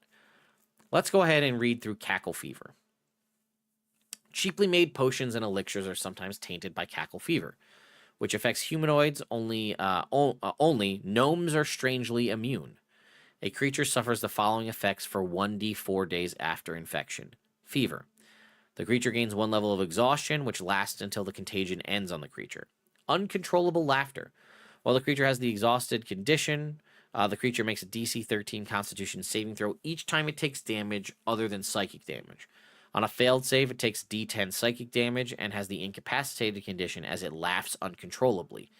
At the end of each of its turn, the creature repeats the save, ending the effect on a success. After 1 minute, it succeeds automatically. Fighting the contagion. At the end of each long rest, an infected creature makes a DC 13 Constitution saving throw. After the creature succeeds on 3 of these saves, the contagion ends on it, and the creature is immune to cackle fever for 1 year.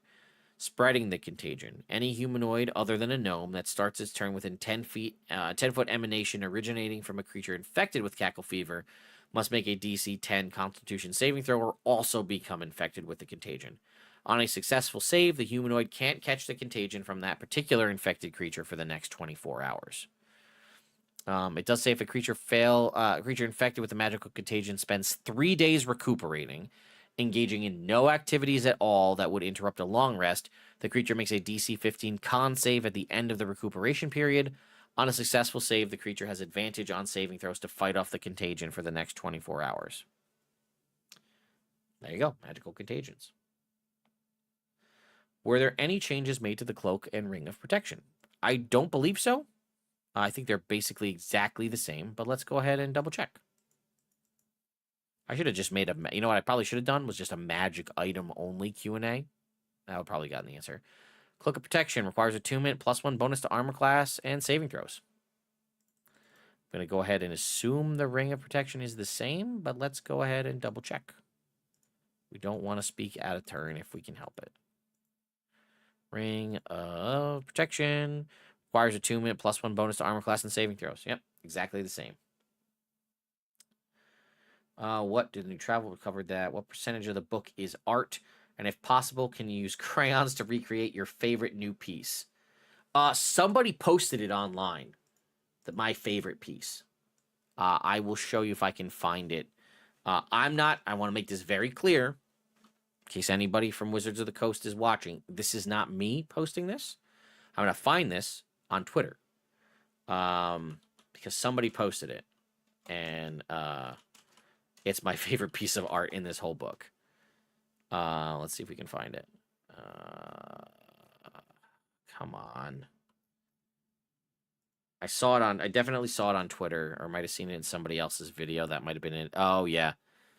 Dungeons and Dragons Fanatics posted it. DungeonsandDragonsFans.com.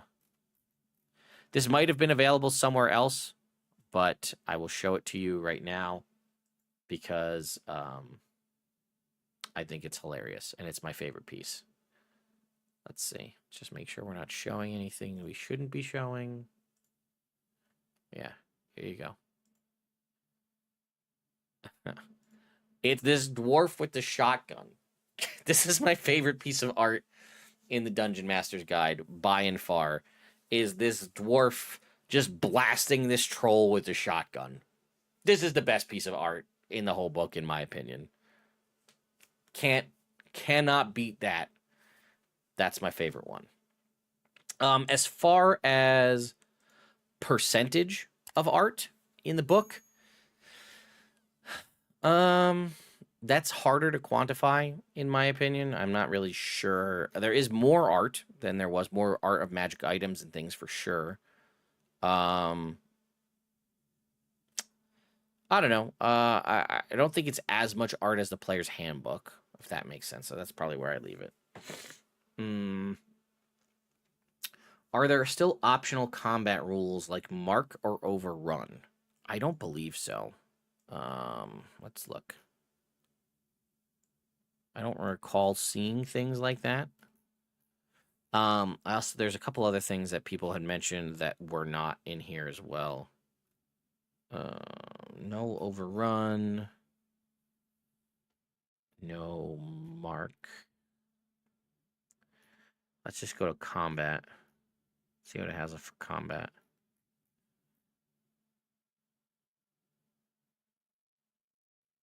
Keep moving, narrating, combat encounters. Yeah. So the chapter 3. Oh, there's no rules for like spell points or gritty realism. I know some people were asking about that at some point. I guess in theory you could utilize the 2014 Player's Handbook.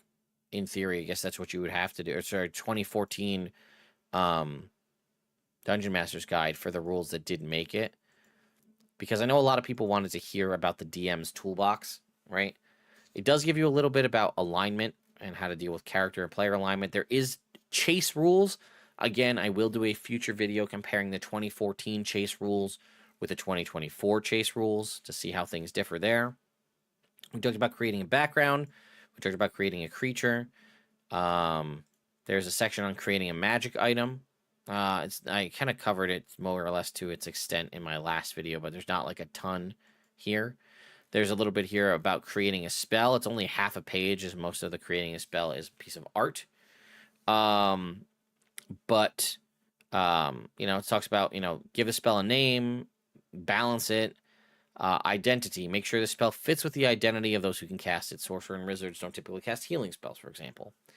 Duration, range, and area. A longer duration spell, greater range, or larger area affect things one way or another. Utility. Avoid spells that have very limited uses, such as one that only works against oozes. Few characters will bother to learn a spell that's that specific. And that is something we definitely saw in older editions, was just an absolute ton of spells with a huge, somewhere very, very niche on what they allowed you to do. And it was pretty unlikely that you were going to take that spell because, this only works on a specific enemy type. Whereas, 5e has much more broad spectrum, spells. It has a section here on spell damage, and it says use different damage dice. For any spell that deals damage, use the spell damage table, and it has, spell level from cantrip to 9. It talks about how much it's going to deal to one target versus how much it's going to deal to multiple targets. And then it says the table assumes the spell deals half as much damage on a successful save or a missed attack. Half as much damage on a successful saving throw or a missed attack. If your spell doesn't deal damage on a successful save, you can increase the damage by 25%. See, this is good stuff, actually. I have to look back at 2014 because I'm not really familiar with that section, but either way. You can use different damage dice than the ones in the table if the average damage is about the same. For example, you could change a cantrip's damage from a d10 to 2d4, reducing the maximum damage and taking an average result more likely. And then it says for healing, you could also use the spell's damage table to determine how many hit points a healing spell restores. A cantrip shouldn't provide healing. So there you go, folks. But they're saying that if it's a single target spell that does cast at 9th level, it should be dealing around 15 d10 damage.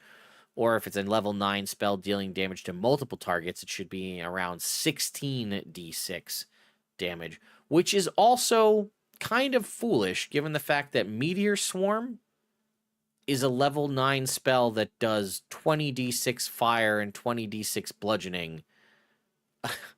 So that's already not falling in line with this. I mean, maybe that's a specific thing. I don't know. There you go. Am I going to check out adventure building on this stream? Oh, the official D&D video. I can. I don't think I'm going to do it because I just don't think I'm going to have the time. We might do a separate video on that. It's kind of weird because, I can watch their videos, but I also know what they're talking about because I have it. But we can still do it anyway. So no to the optional combat rules. I wondered if people had the DMG early. Turns out I was right. Yeah, I don't know how many of us do, but what does the encounters in travel say? I think we covered that already. Silly question, is Elias Strahe referenced in the lore glossary? I don't know. Let's find out. I saw the Raven Queen was. Grumsh is mentioned. Hadar. Fizban, Elminster, Elder Evils, Uriel. No Elias Strahe in the lore section here.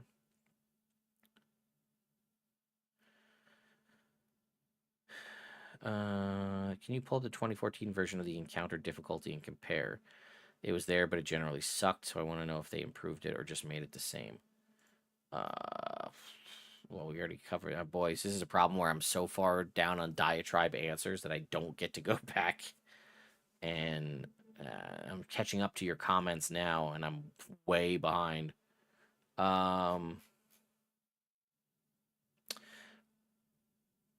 Okay, we can look at the encounter kind of building here. I'm noticing that they don't have... There were 4 difficulties of encounters in 2014. You had easy, medium, hard, and deadly. They only have, light, moderate, and high difficulty now. Where they didn't, so there's an extra level that's been either added or removed, depending on how you look at it. Let's travel. Where are we getting to encounters? It's running a session. Damn. I really wish that's my only like minor nitpick is the document that I'm looking through doesn't have bookmarks.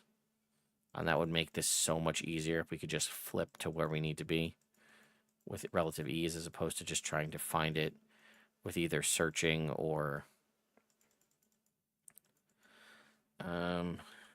let's see. Search encounter difficulty. Okay. Let's see. We'll look at a level 6 moderate encounter. No, it looks like things are scaled up quite a bit as far as XP thresholds.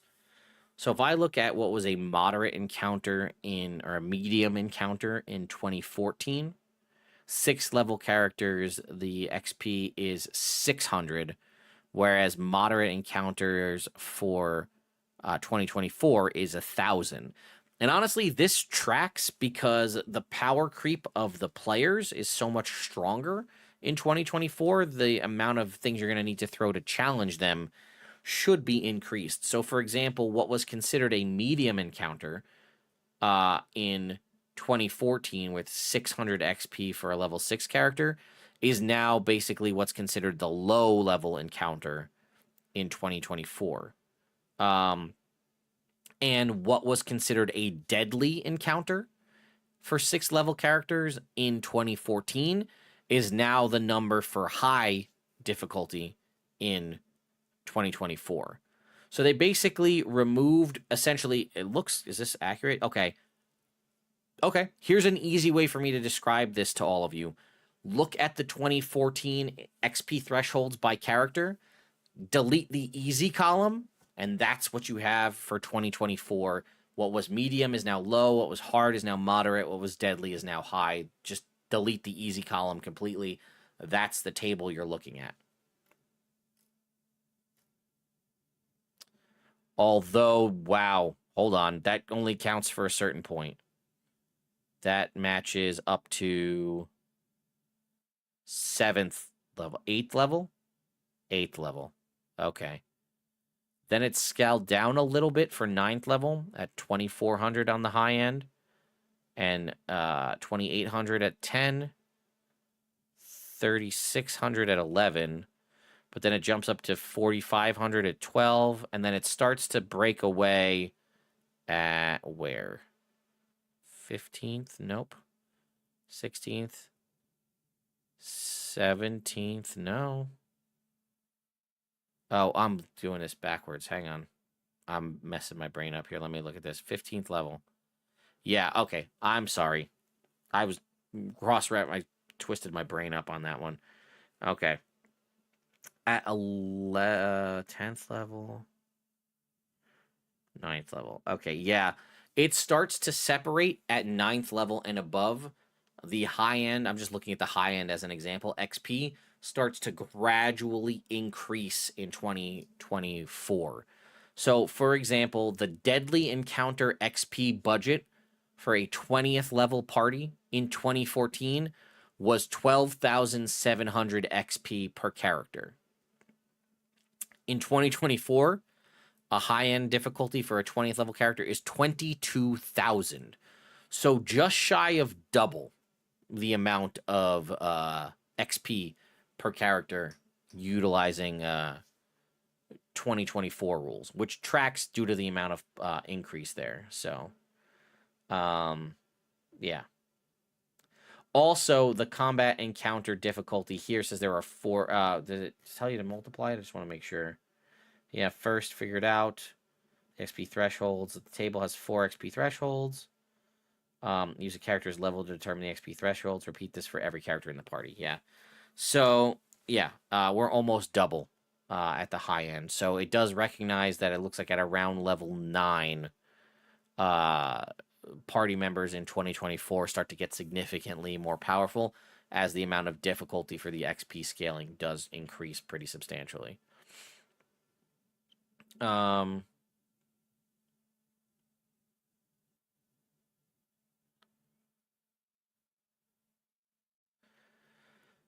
Okay. Do they give budget experience for traps, roleplay, and hazards? In the encounter building, in this particular area, I did not see XP tied in for any of that, for monsters or traps, or sorry, for traps or anything like that. I think there should be. I think you might just have to, that might be something you have to wing, like how to budget for those sorts of things.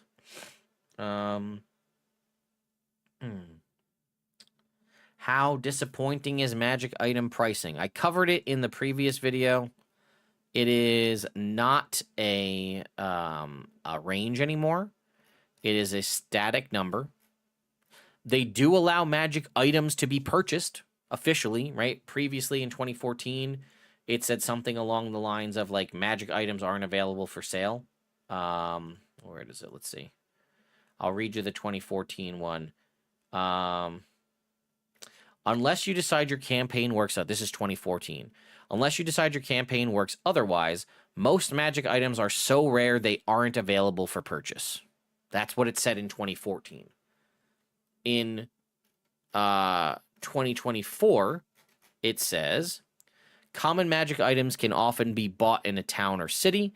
Uncommon and rare magic items are usually only found in cities. And rarer magic items might be sold only in wondrous locations, such as the City of Brass or Sigil.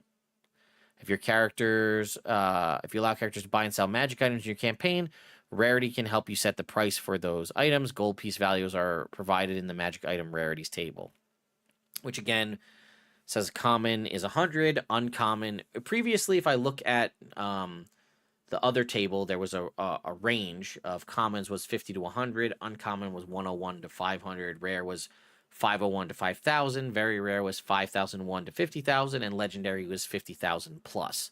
That was 2014. 2024 states uncommon 100, common 100, uncommon 400, rare 4,000, very rare 40,000, legendary 200,000.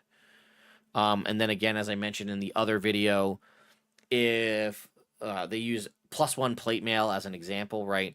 A rare magic items value, which is +1 plate mail, is 4,000 gold, but base plate mail costs 1,500 gold. So you combine the two to say that +1 plate mail is 5,500 gold pieces to purchase. It's up to the DM to decide whether that's available for purchase or how that's going to be handled.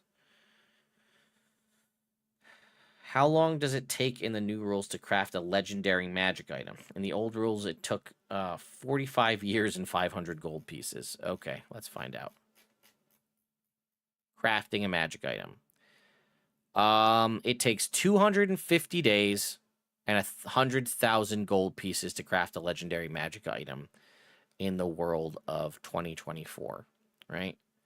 So there's a table that says crafting time and cost. Right? It has common, uncommon, rare, very rare, legendary. It basically, everything we just talked about as far as pricing, cut that pricing in half, and then the days associated with it. So, common magic items, 5 days, uncommon, 10 days, rare, 50 days, very rare, 125 days, legendary, 250 days. And then again, the gold pieces are associated.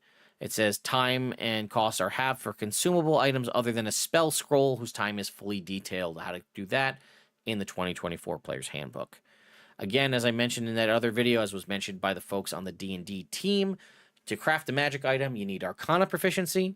Depending on the type of item you're crafting, you need the associated tool proficiency.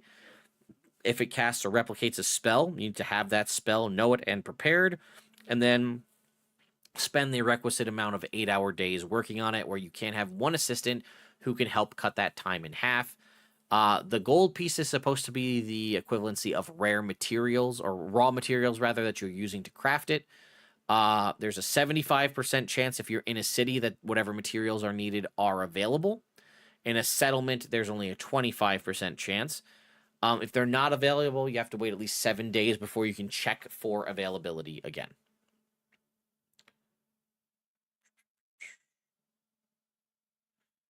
Oh, wow, that jumped. Yeah, let me scroll back up. Sorry.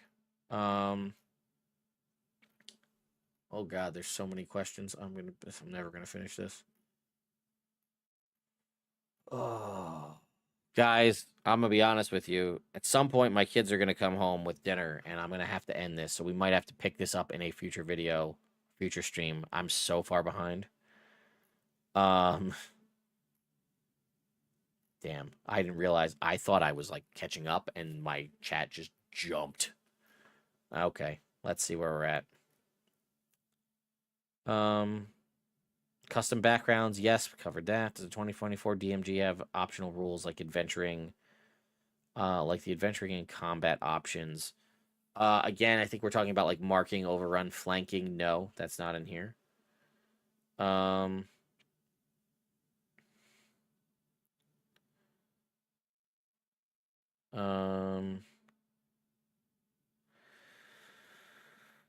did they bring many of the common magic items from Tasha's and Xanathar's? Looks like everything I think from Xanathar's is in here. How do I craft holy water? It never says in the PHP. Doesn't say in the PHP? Really? I know it did in the 20. It might have holy water. Hang on. I'm pretty sure it does.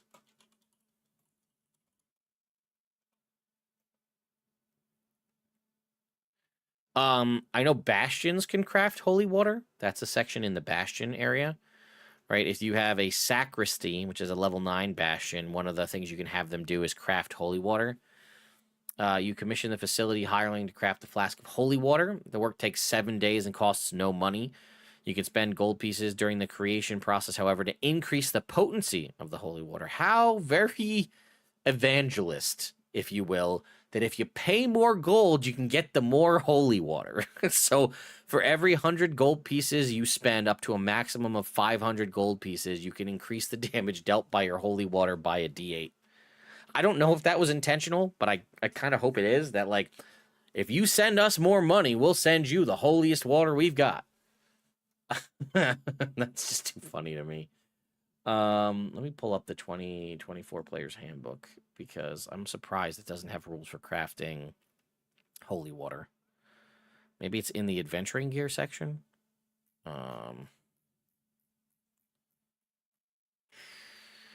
Holy water, holy water, holy water.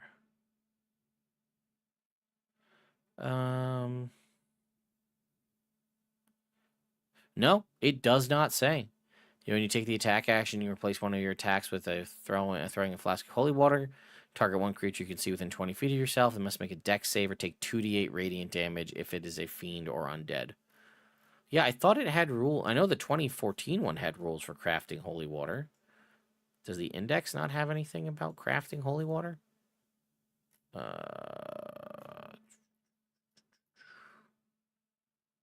Rules glossary.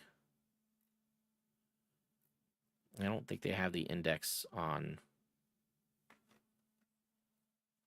Oh, I don't have my player's handbook in here with me.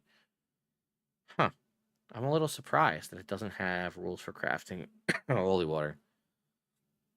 Unless you kind of count it as brewing a potion, but that doesn't seem right. Yeah, I don't know. I'm gonna have to look into that. That is surprising to me. Huh. It's not under tools, is it? Let's see. Holy water. Holy water. Priest pack, holy water. Yeah, I don't see any way to craft it. Bizarre. Okay. Well, your Bastion can do it for you. That's about the extent of it. No new monk items specifically that I saw. How do you feel about the Cloak of Invisibility being hard nerfed? It is a nerf, I think, but having because again, for folks who don't understand, it used to be based on a number of minutes that you could use. That like, it's kind of like, it used to work like the Boots of Flying, where you would basically have a number of minutes that you tracked, and after so many minutes, you could use it up in 1 minute increments. Oh, did I lose internet? Damn it. Wait, no, I think I'm still going.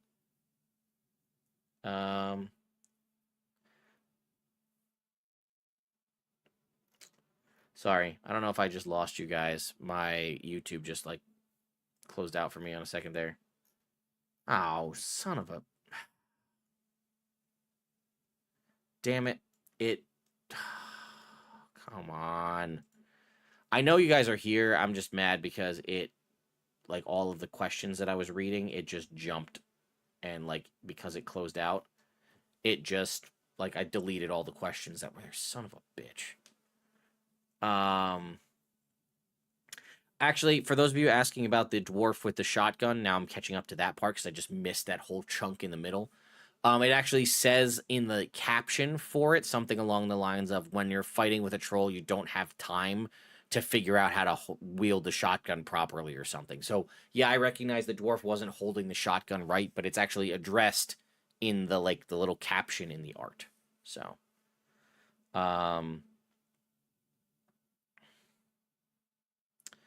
how do you rate this according to your preferences? Sorry, guys. I'm sorry about the messed questions. If I didn't get to yours, I don't know what to say. I do apologize. Blame either YouTube for crashing or whatever. But I would say this is, I didn't really know what I was expecting for an updated Dungeon Master's Guide, but I'd say it does a pretty good job. I did want some more, like, adjustments to the magic items, and I'll be honest, I have not reviewed every single magic item down to the minutia to compare it to its original version. Again, I have seen some differences in some of the things, but I don't know if there's, like, drastic changes one way or another, but for the most part, they seem to be, a lot of them, the same. There's not an insanity mechanic anywhere that I saw. Any more tips for high-level play? I didn't see anything specifically tied to it. They add any magic items for unarmed strikes, like a +1 longsword. They did. The wraps of unarmed prowess are in here for +1, +2, +3.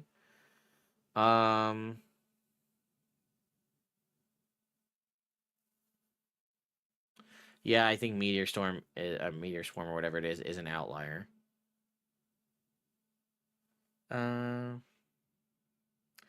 Any changes to the spellcasting class items? IG Rod. No, looks like Rod of the Pact Keeper specifically is the same as it was. Yeah, I think we are going to have to just do a specific magic item Q&A stream to just answer everybody's questions about magic items as they come up. But yes, Rod of the Pact Keeper is, I believe, 100% identical. Yeah, +1, +2, +3, bonus to attack rolls and saving throws. In addition, when you can regain 1 spell slot as a magic action once per long rest. So that's the same.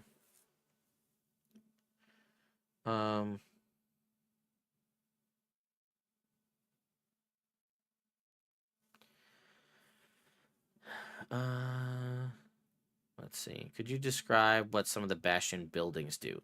Specifically, do you still need to be level 9 to have a stable for your horses? You don't necessarily need to be level 9 to have a stable, but I can look. I'll tell you some of my favorite ones. You know how it might be.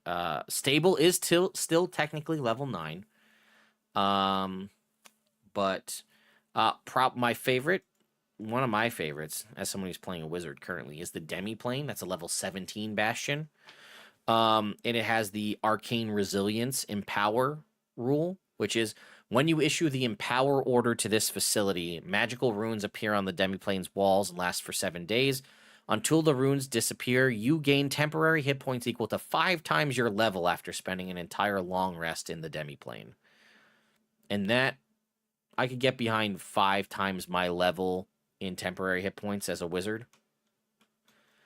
Sitting at a sweet 85 temporary hit points at level 17. Just waking up and having that, it's pretty solid. That's one of my favorite. I do like the theater, actually, has some really good ones. The meditation chamber has the ability to, basically, if you meditate in the fortify self part of the meditation chamber, pick 2 ability scores, and for the next 7 days, you roll those those saving throws with those 2 chosen ability scores with advantage. That's pretty nice. The pub I like a lot because the pub has magical drinks. That's a 13th level facility. And the drinks could give you the benefit of enlarge effect, spider climb, resistance to necrotic damage, dark vision, or immunity to the frightened condition. I like that one a bunch. And again, the theater is probably one of my favorite ones. If you decide to perform at the theater, if you make your DC 15 charisma check, you get a theater die, which is just like a floating inspiration die that you can use whenever you want, and it's there till you use it. It starts off at a D6. The theater is a level 9 facility. If you get to level 13, that theater die changes to a D8, and if you get to 17, that theater die changes to a D10, and then at any point when you roll a D20, you immediately after making the roll, if you haven't expended the theater die, you can just spend it on that to add to a D20. The only thing I don't like is that it's not like Bardic Inspiration, where like you use it when you fail. You basically have to make that call when you want to use your theater die. But I still really like that one a lot.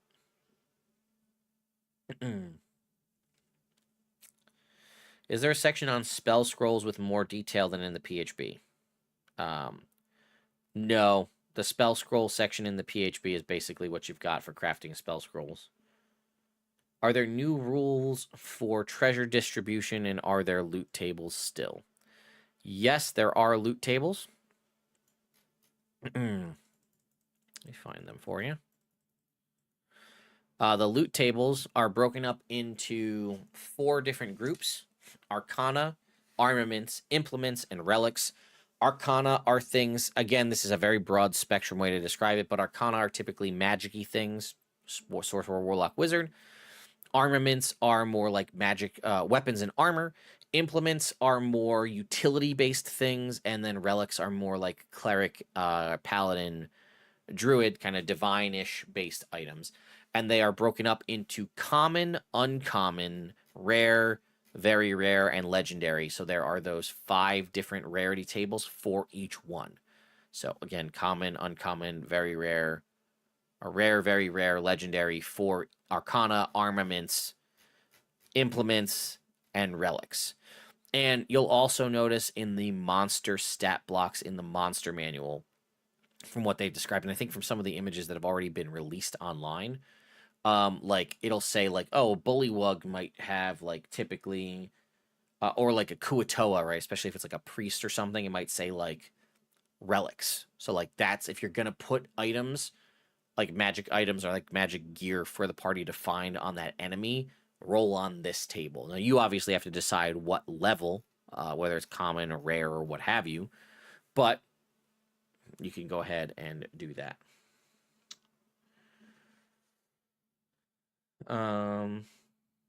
We covered the creature guidelines section earlier.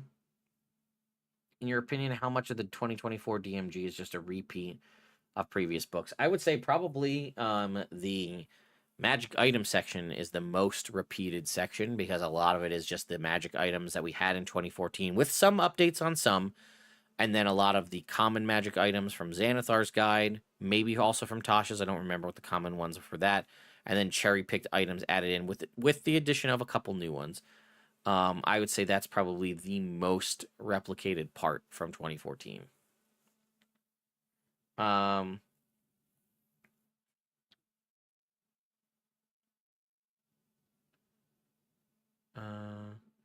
in the 2014 or Player's Handbook, there was rules for crafting. I know the ceremony spell, somebody brought it up, the ceremony spell does technically allow you to create holy water with the ceremony spell, but the 2014 Player's Handbook had rules for crafting holy water. A cleric or paladin, this is from the 2014 Player's Handbook. A cleric or paladin may create holy water by performing a special ritual. The ritual takes 1 hour to perform. It uses 25 gold pieces worth of powdered silver and requires the caster to expend a first level spell slot. That's what it said in 2014. Again, the ceremony spell kind of made that just more quantified, but it was written in the base Player's Handbook.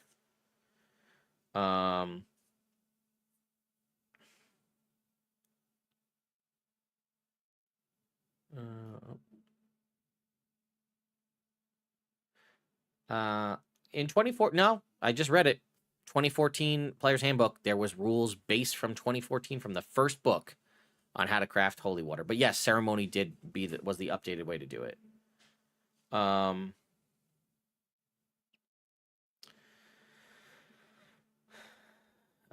still live. Yes, thank you. A lot of the magic items only use magic actions. We would love to know if any of the 2024 magic items still use a bonus action to activate, particularly the Flame Tongue. Okay, we can go look at the Flame Tongue.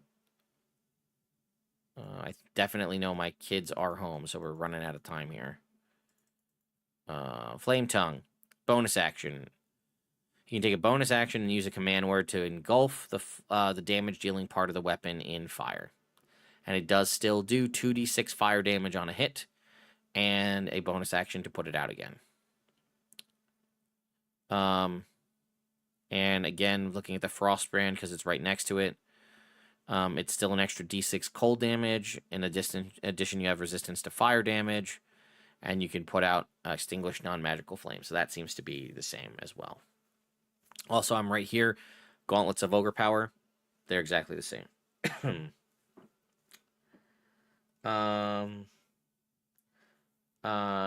No, nothing on facing, flanking, or any of that stuff. No Oathbreaker, no Death Cleric. I did not see anything for climbing onto bigger creatures or rules for flanking anywhere within there. And I read through it pretty heavily. I did not see anything about like additional combat stuff. Are there class-specific items ported from Tasha's? No. Like the mantle thing. The druid cleric like mantle of nature. Or no, wait, no, I'm thinking of something else. I thought that was the only one that was imported, but maybe I'm thinking of something else. Nature's Mantle or something? Is that what it's called? Nature's Mantle. Yeah, that's in here.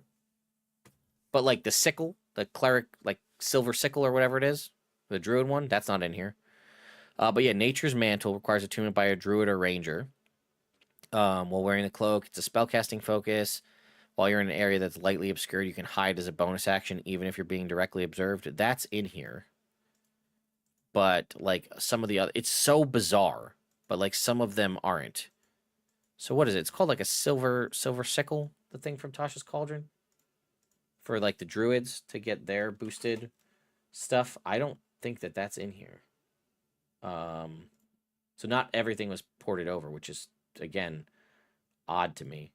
Like none of the books, the wizard books, none of the tattoos.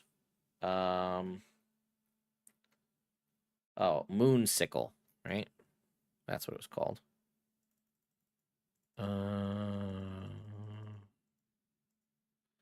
We have Moon Blade, Moon Touched Sword, no Moon Sickle.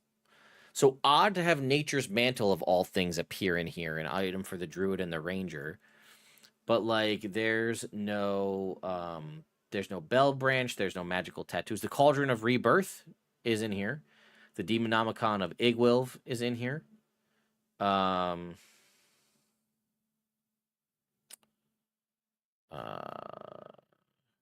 Yeah. I think that might be all of it just off the top of my head. But yeah, it's prosthetic limb is in here. That I think was from Tasha's. Is there any shard? Dark Shard Amulet. That's a common magic item. That's in here. But yeah, very odd what decided to make it in but didn't, and what else didn't. So, are there some sample Bastion maps? Not really. And that's kind of, I wonder if there might be in like the some of the maps in the back. There's a spooky house map which you might be able to use as a Bastion. There's a roadside inn in like the map section, a manor house, a keep. So you might be able to farmstead. You might be able to use some of the predefined maps in the back as like options for your Bastion.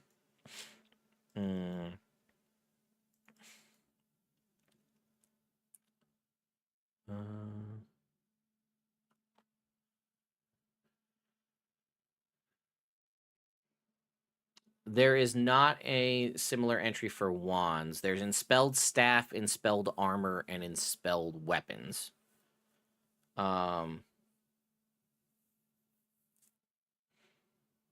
That's how they work. There are 3. We talked about the dwarf with a shotgun. There is not much. There is an antimatter rifle, a laser pistol, and a laser rifle in like futuristic magic items or futuristic weapons. And then under explosives, you have bomb, stick of dynamite, frag grenade, grenade launcher, smoke grenade, a keg of gunpowder, and a gunpowder horn. That's about it as far as like futuristic stuff goes. I'm sorry, no, it's not that you can't make a magic item and give it to someone who doesn't have the spell to use it. It's to create the item, you need to have the spell. So if I wanted to make a wand of magic missile, I need to have the spell magic missile to create that wand. But then I can give that wand to somebody else. There's a 1-page section on renown, but it's kind of a throwaway. I'd have to read through it specifically, but as far as like Harper's or Emerald Enclave, that's about the extent of renown.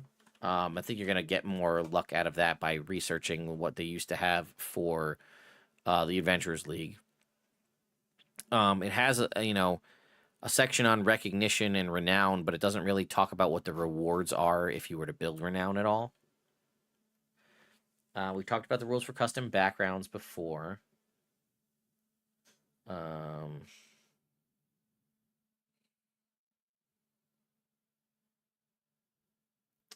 Source for that, again, you can like a wand of magic missile can be cast.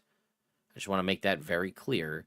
To craft a magic item, you need to have the spell. It doesn't need to be on your spell list to use it unless there's some other specific thing tied to the magic item itself. But it does say in the crafting section, crafting only, if a magic item allows its user to cast any spells from it, you must have all of those spells prepared every day you spend crafting the item. So if you wanted to craft like a Staff of Frost that has like Cone of Cold and Ray of Frost and a few others, you'd need to have all of the spells that staff can cast prepared every day you're working on crafting the magic item. But that's it. That's how that works.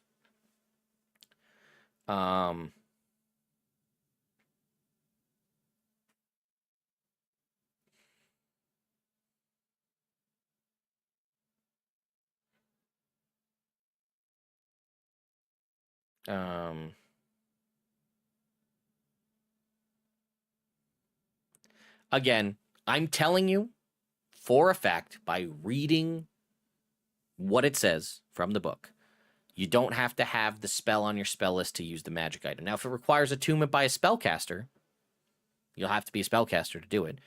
But, certain species let you cast a spell, which therefore qualifies you as a spellcaster. So, there you go.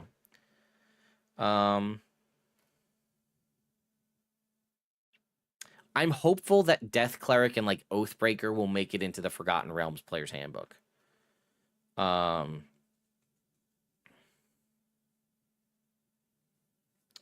Yeah. So. Yeah. Listen, I caught up to chat even though it. Yeah, thank you, Robert, if you're still around. I saw your message, but I do want to, I'm going to point it out again because people didn't believe me. And I remember this vividly as a paladin from back in 2014. We're going to go to the 2014 Player's Handbook. But yes, you guys are correct about ceremony and the holy water. I know that. You guys are right. That ceremony does allow you to create holy water. But for reference, here we are in the 2014 Player's Handbook under the Adventuring Gear section and holy water.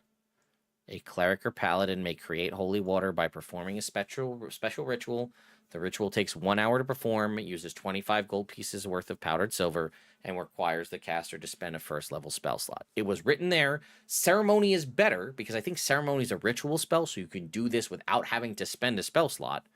It's the better way to go by and far, but technically there are rules. So if we go to ceremony, the spell, we'll go and look at it just because we're doing our due diligence here. You touch one vial of water and cause it to become holy water. Again, ceremony is the winner. It's a ritual spell. It does not expend a spell slot.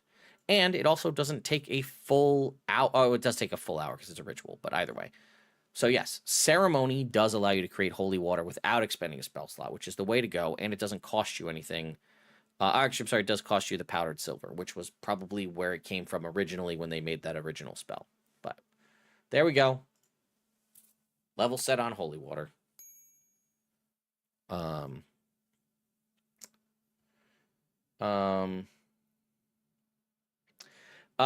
It's a you can put more than one spell into a single item now. No, that's just like if you're choosing a specific magic item that you're crafting that lets you cast multiple spells out of it. Like, let's say you want to craft a Staff of Power, right? A Staff of Power has a 5th level Lightning Bolt, a 5th level Fireball, Globe of Invulnerability, Ray of Sickness, Magic Missile, Wall of Force, all of these things. If you wanted to craft a Staff of Power, not only is it going to take you 125 days to do and 20,000 gold pieces to do it, every 8 hours, every 8-hour day of the 125 days you spend crafting the Staff of Power, you need to have all of the spells the Staff of Power can cast prepared for that to count as a day towards the preparation of that magic item. That's what that means. I hope that's clear.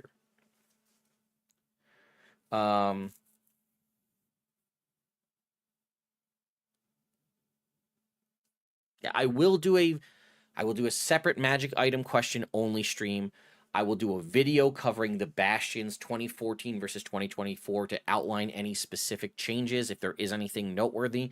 But like I said, in my gut, I'm going to tell you off first blush, you can use the Unearthed Arcana and you're really not going to see very many changes. Yeah.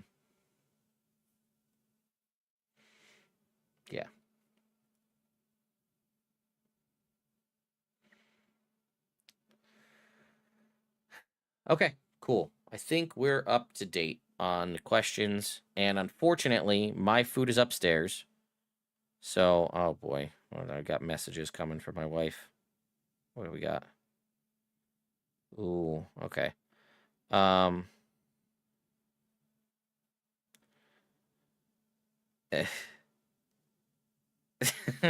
right. Anyway, I have to go. It is any info on the Greyhawk campaign chapter? Yes, I covered it a little bit in the video from earlier. I will do a separate video on Greyhawk. I will do multiple videos covering multiple aspects of this because I seem to be one of the only people out here making videos on the Dungeon Master's Guide. So I will do other videos, and I will do another live stream. I might even do another one in a couple hours from now, for all I know. Be on the lookout on social media. But I'm going to cover the things that you really want to know. The Bastion one, I'll do a separate video where I analyze that. I won't do the analysis in the video. I'll just tell you these are the major differences from what you saw in the Unearthed Arcana. I'll have to do a more in-depth read-through of all of the magic items to try to see if there's anything major.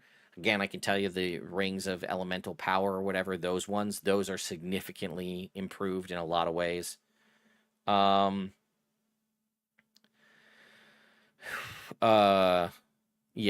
And I'll try to catalog where other items have come from to get you. Oh, my shirt is blurry on purpose. This isn't a the shirt, this is part of the shirt itself. It's not like a blur effect. This is a reference to when we were first posting content of the player's handbook back in August, how there was a miscommunication on the embargo side of things. So we were told we needed to blur 75% of anything we showed. This is just a little callback to that fun little moment in history. It's more of a haha for me and the people who did content creation, like as a joke. So that's just like a fun thing for me. The shirts are available on the merch store. You can go pick one up if you want. The shirt design is called Embargo. You can pick it up if you want. It's not a big deal. It's just a funny thing. I like to make shirts out of things just to have funny little inside jokes, like the Total Party Shill shirt and other things that you see me wearing in other videos. But yeah. Anyway, I'm gonna go have dinner and spend time with my family, make sure my kids are doing their homework, and make sure they're not driving my wife crazy. I might be back later tonight with another live stream. If not, be on the lookout for a ton of videos rolling out here. Also, a new series that will be starting probably sometime this week called D&D Horror Stories, where I will share, at least to kick it off, one of my D&D horror stories from an event that happened to me in one of my campaigns. But I'll actually be accepting your D&D horror stories to bring them in, to tell them, you send me this horror story and I'll punch it up into a 3-minute time frame video, because now YouTube Shorts have their time limit extended to 3 minutes. So a fun little story, especially now in Halloween for spooky season. Why not we all share some of the scariest things out there? Horror stories from our D&D table. So you guys can submit your horror stories to me, and then I will tell them, obviously changing names and whatnot so we don't get anybody in trouble or anybody mad at each other. But we can tell them in fun little short 3-minute stories for everyone. So anyway, 3 minutes. 3 minutes is what we're shooting for, because that's how the new YouTube shorts are going to go. 3 minutes. So anyway, thank you all so much for watching. I will catch you all maybe in another live stream tonight. If not, in future videos. And be on the lookout. I will do another live stream where we can just do more Q&A stuff. So thank you all so much for watching, and I'll see you next time.